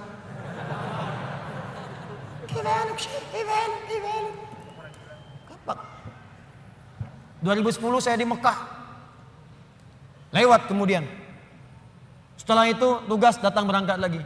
Ke arah Anjum, ada hotel Anjum sekarang, bintang 4 tapi bagus. Di pelataran haram ada orang duduk. Dia itu sakit. Sakitnya sarafnya. Dia gak sadar gitu kan. Sakit saraf Anda bayangkan. Orang bilang ya penyakit yang saya gak sanggup lah gitu ya. Sebetulnya tidak ada yang kata-kata yang kasar. Saya gak bisa keluar kata-kata itu. Ya sakit terganggu jiwanya, sarafnya. Tapi hebatnya bisa ngadap ke arah hotel ceramah pakai bahasa Arab. Alhamdulillahirabbil alamin. Wassalatu wassalamu ala Rasulillahil karim. Ikhwatal kiram. Bayangkan orang yang sakit saraf bisa ceramah pakai bahasa Arab. Gampang, kenapa jadi susah? Lalu Anda katakan itu kan orang Arab, Ustaz. Di sini orang Bandung. Kata siapa? Unta Arab ribuan tahun ada di Arab, sampai sekarang nggak bisa bahasa Arab. Beo Cililin bawa ke Mekah, 2 hari ajarin. Assalamualaikum, kaifa. Nah ini kata orang, bukan karena susahnya, ada nggak kemauan bagi kita untuk berusaha. Kalau mau pasti jadi gampang. Tapi kalau nggak mau susah, itulah su'ubah. Tapi kalau semua orang susah, bisa. Maaf, bawa mobil susah atau gampang? Susah. Bawa mobil, Kalau nyetir mobil bisa, bawa mobil. Susah. Gak ada yang bisa, sulit, berat bebannya. Itu disebut usrun namanya. Ain sinra. Usrun. Al-usra. Asara. Ya'sur usrun. Berat seberat-beratnya. Solusinya, kalau mudah yang relatif namanya sahlun, sahlah, suhulah. Itu bagi si A mudah, yang lain belum tentu. Tapi kalau semua mudah, semudah-mudahnya. Seperti minum air, seperti ngangkat sedotan, seperti ngambil tisu. Jangankan orang 50 tahun, anak 5 tahun bisa ngambil. Itu yusrun namanya. Yusrun. mudah. Orang yang namanya yusrun artinya orang yang mudah, yang ringan, yang gampang. Yusrun, semudah-mudahnya seperti mengangkat tisu. Kata Allah, lihat sini. Kalau Anda sedang punya masalah seberat apapun usrun, kalau masalah itu ingin diringankan oleh Allah, walaupun solusinya belum datang, maka tanamkan pada hati Anda, ini pasti selesai. Mudah, seperti mengangkat tisu. Gak ada yang susah bagi Allah. Orang yang dekat dengan Allah, dia tahu semua solusi ada pada Allah. Punya masalah dengan harta, Allah yang maha kaya. Masalah dengan ujian, Allah yang maha mengetahui. Allah yang punya ilmu. Masalah di rumah tangga, Allah yang punya solusi. Semua Allah punya. Apa yang tidak punya bagi Allah? Makanya orang yang dekat dengan Allah, begitu ada persoalan, ingat Allah. Masalah pasti selesai. Kayak ngangkat tisu, bagi Allah gampang. Jadi kalau sedang punya persoalan, Bu, di rumah tangga, nggak usah banyak mengeluh. Ya, walaupun belum datang solusi, sampaikan pada jiwa kita. Insya Allah selesai. Saya yakin ya. Kapan? Terserah Allah. Yang penting saya ikhtiar. Setelah itu ini indah. Fa idza faraghta fansab. Setelah itu move on. Itu bahasa kitanya. Faraghta fansab, move on. Kalau kita udah selesaikan yang ini, siapkan lagi rencana berikutnya. Jangan mati sampai di situ. Jangan berhenti sampai di situ. Apa gara-gara tidak lulus satu mata kuliah Anda ingin keluar dari kampusnya? Apa yang Anda kerjakan? Anda itu lulus 4 mata kuliah, gagal 1. Apa kemudian tiba-tiba ingin meninggalkan kampusnya? Tapi saya kecewa dengan dosennya. Sebetulnya saya lulus, dikasih nilainya malah D. Gara-gara dosen gak suka dengan saya. Buktikan dengan ilmu Anda. Gampang, move on. Kerjakan, sudah yang sudah berlalu, sudah. Sekarang saya hadapi. Hadapi dengan benar. Gak usah berhenti di situ. Di pekerjaan Anda dicela. Gak benar kamu begini. Buktikan, sekarang saya selesaikan. Fa idza faraghta fansab. Kalau udah selesai yang ini, siapkan yang berikutnya. Setelah itu wa ila rabbika farghab. Jangan lupakan hubungan dengan Allah supaya diringankan apa yang Anda sedang kerjakan itu. Itu rumusnya. Ini memang mudah dibincangkan dan tidak mudah dipraktekkan. Tapi kalau kita jadikan manhaj sebagai acuan, insya Allah akan berpengaruh pada kehidupan. Gak percaya silahkan Anda praktekkan. Keluarkan rumusnya sebagai kesimpulan. Pertama, kalau sedang punya persoalan, yakin Allah akan menolong kita. Yang kedua, ingat baik-baik. Setiap ada persoalan, selalu ada solusinya. Yang ketiga, selalu lapangkan hati kita dalam menerima cobaan apapun. Yang keempat, cepat move on. Kalau ada masalah, selesaikan, hadapi, serahkan semua kepada Allah hasilnya. Setelah itu, siapkan rencana-rencana kita berikutnya. Kalau hidup kita begini, kita akan teratur dan tidak akan disibukkan oleh celaan dan tantangan yang hadir dari sekitaran kita. Antum jalan aja. Paham? Ini tuh seperti sederhana, dibaca tiap waktu. Suratnya dibaca saat maghrib, dibaca saat isya. Mana buktinya? Baru baca wadduha, setelah itu sudah mengeluh. Wala sawfa yu'tika rabbuka fatarda, sampai ujungnya wa amma bi ni'mati rabbika fahaddits. Assalamualaikum warahmatullahi wabarakatuh. Assalamualaikum warahmatullahi wabarakatuh. Kenapa akhi? Masalah saya belum selesai. Sabar, terapkan. Jelas sampai di sini? Nah, karena itu kesimpulan dari materi kita malam hari ini, pertama, selalulah mendekat kepada Allah Subhanahu wa taala agar hidup kita lebih mudah. Saya ulang, selalulah mendekat kepada Allah Subhanahu wa taala agar hidup kita lebih mudah. Yakin, Pak? Bu, yakin. Allah itu pencipta kita, Allah yang punya solusi dari semua masalah kita. Anda dekat dengan Pak Wali Kota, pekerjaan Anda mudah di kota. Anda dekat dengan Allah, apa yang tidak mudah bagi Allah?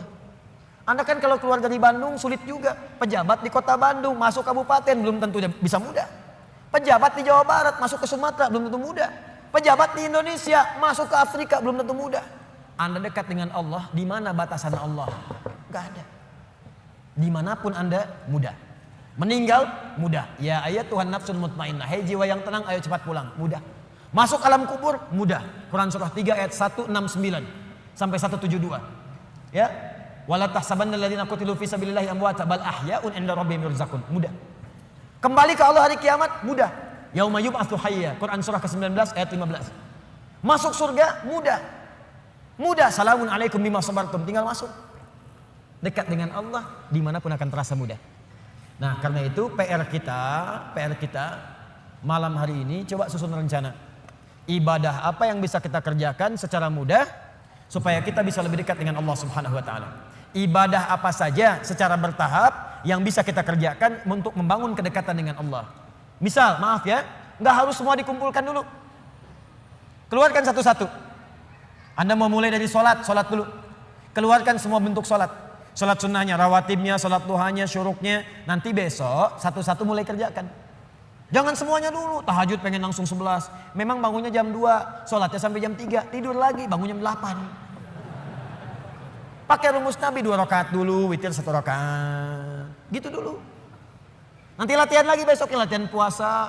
Jangan langsung ke puncaknya dulu. Saya pengen langsung jadi hamba yang paling beriman. Puasa Daud. Masya Allah. Senin puasa, Selasa tidak. Rabu puasa, Kamis tidak. Jumat, Sabtu, Ahad, Senin, Selasa, enggak lagi setelahnya. Banyak tidaknya dibandingkan puasanya. Senin dulu. Mulai selama sebulan. Sudah enak tambah Kamis. Mulai sebulan lagi. Sudah enak tambah Ayyamul Bid. Mulai di bulan itu sudah enak puasa Daud. Oh gitu Ustadz ya. 5 waktu dulu ya Ustadz ya. Tambah rawatib. Kalau sudah enak sholat Daud ya Ustadz ya. Apa itu sholat Daud? Subuh sholat, duhur tidak. Asar sholat, maghrib tidak. Tidak. Paham ya? Nah coba latih.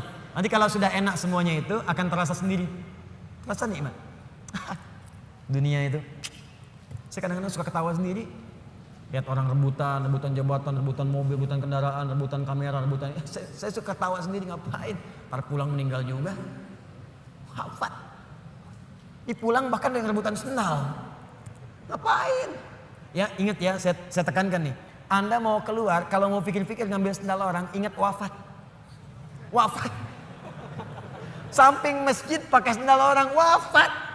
Ingat tuh. Gak jadi Anda. Gak jadi. Ya, ingat tuh kalau sedang jadi pejabat pengen tanda tangan, ditawarin tuh. Ya, disuruh korupsi, disogok, ingat wafat. Wafat. Begitu mau dikasih, ngasih apa tuh? Ada FIFA. Wafat kamu sekarang. Wafat sekarang. Wafat. Oh, masa sih Pak wafat? Tobat kamu, tobat. Tapi 1 triliun Pak. Gede gini. Ayo istihoroh. Ingat ya, itu poinnya, dekati diri kita dengan Allah. Setelah itu, lihat apa yang terjadi. Rasakan bedanya, bedakan rasanya, pasti akan terasa bedanya untuk kita semuanya.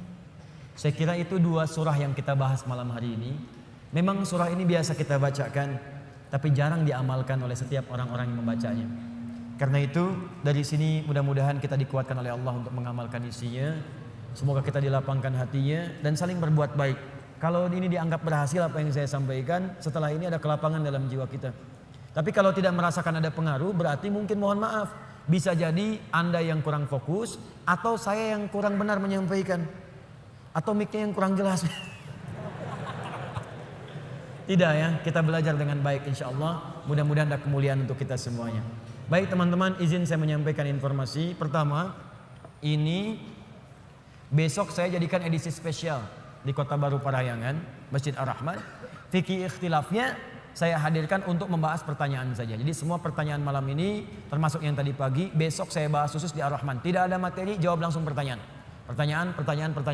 Karena saya kira saya sudah banyak ke Bandung dan ada sesi pertanyaan yang kadang-kadang tidak terrespon dengan baik. Ya, itu nanti sebagian juga akan saya jawab lewat Adi Hidayat Official. Kita ada channel official. Akhir TV sekarang sedang maintenance ya, supaya ada tayangan lebih sempurna lagi, lebih baik. Kita punya harapan 24 jam ada tayangan. Jadi sekarang kita gunakan dulu official, nanti setelah itu sempurna baru kemudian kita launchingkan untuk semuanya. Info paling menarik, bulan depan kita akan mulai program menghafal Quran 30 juz karantina 30 hari. Bagi Anda yang sudah mendaftar, siap-siap nanti akan dihubungi kapan waktunya. Tempatnya di Bekasi. Nanti ada di Lampung, ada di Sulawesi, dan Bandung sedang disiapkan. Nanti begitu sudah siap, Anda bisa hadir di situ. Ada tempat untuk ikhwan, tempat untuk akhwat. Yang kedua, pekan depan ada utusan dari Sudan. Mereka akan membawa beasiswa sebanyak 15 orang khusus untuk penghafal Quran 30 juz. Diberikan kesempatan beasiswa ke Sudan gratis di Jamiatul Quran, yaitu University of Al-Quran, Al-Quran University. Jadi kampus Al-Quran khusus mencetak para ahli Al-Quran, bukan cuma hafal tapi dengan ilmu-ilmunya. Nanti saya infokan kemudian. Yang terakhir, pekan depan akan ada seleksi insya Allah program PKU, Pendidikan Kadar Ulama. Itu nanti langsung kami yang seleksi, saya yang seleksi akan tinggal dengan saya selama setahun. Saya langsung yang didik. Ya, tinggal dengan saya, tinggal di tempat saya di Bekasi. Ya, kami yang biayai semuanya gratis. Ya, sampai setahun selesai, baru nanti kami sekolahkan sesuai dengan bakat-bakatnya masing-masing. Kalau dia senang Quran, kita arahkan ke kampus Quran. Kalau dia senang fikih, kita arahkan ke kampus fikih. Insya Allah pekan depan akan diumumkan dalam kajian malam Jumat langsung dari Bekasi, dari Masjid Al-Ihsan, PTM, dan Villa Jaka Setia insya Allah. Saya kira itu yang kita sampaikan. Mudah-mudahan ada manfaatnya. Besok nanti kita akan bahas sesi pertanyaan tanya jawab di Masjid Ar-Rahman di Kota Baru, Parahyangan. Allahumma taqabbal minna innaka antas samiul alim. Wa tub alaina innaka antat tawwabur rahim. اللهم ربنا لا تدع لنا في مقامنا هذا وفي كل مقام ذنبا إلا غفرته ولا هما إلا فرجته ولا دينا إلا قضيته ولا مريضا إلا شفيته ولا حاجة من حوائج الدنيا والآخرة فيها لك رضا وفيها لنا الصلاح إلا قضيتها يا أرحم الراحمين. اللهم علمنا ما ينفعنا وفقنا فيما تعلمنا لنعمل بها يا أرحم الراحمين واجعلنا من أهل القرآن واجعل القرآن صحيبا لنا في الدنيا وشفيعا لنا في الآخرة يا أرحم الراحمين. اللهم ربنا آتنا في الدنيا حسنة وفي الآخرة حسنة وقنا عذاب النار. اللهم تقبل منا يا الله إنك أنت السميع الدعاء.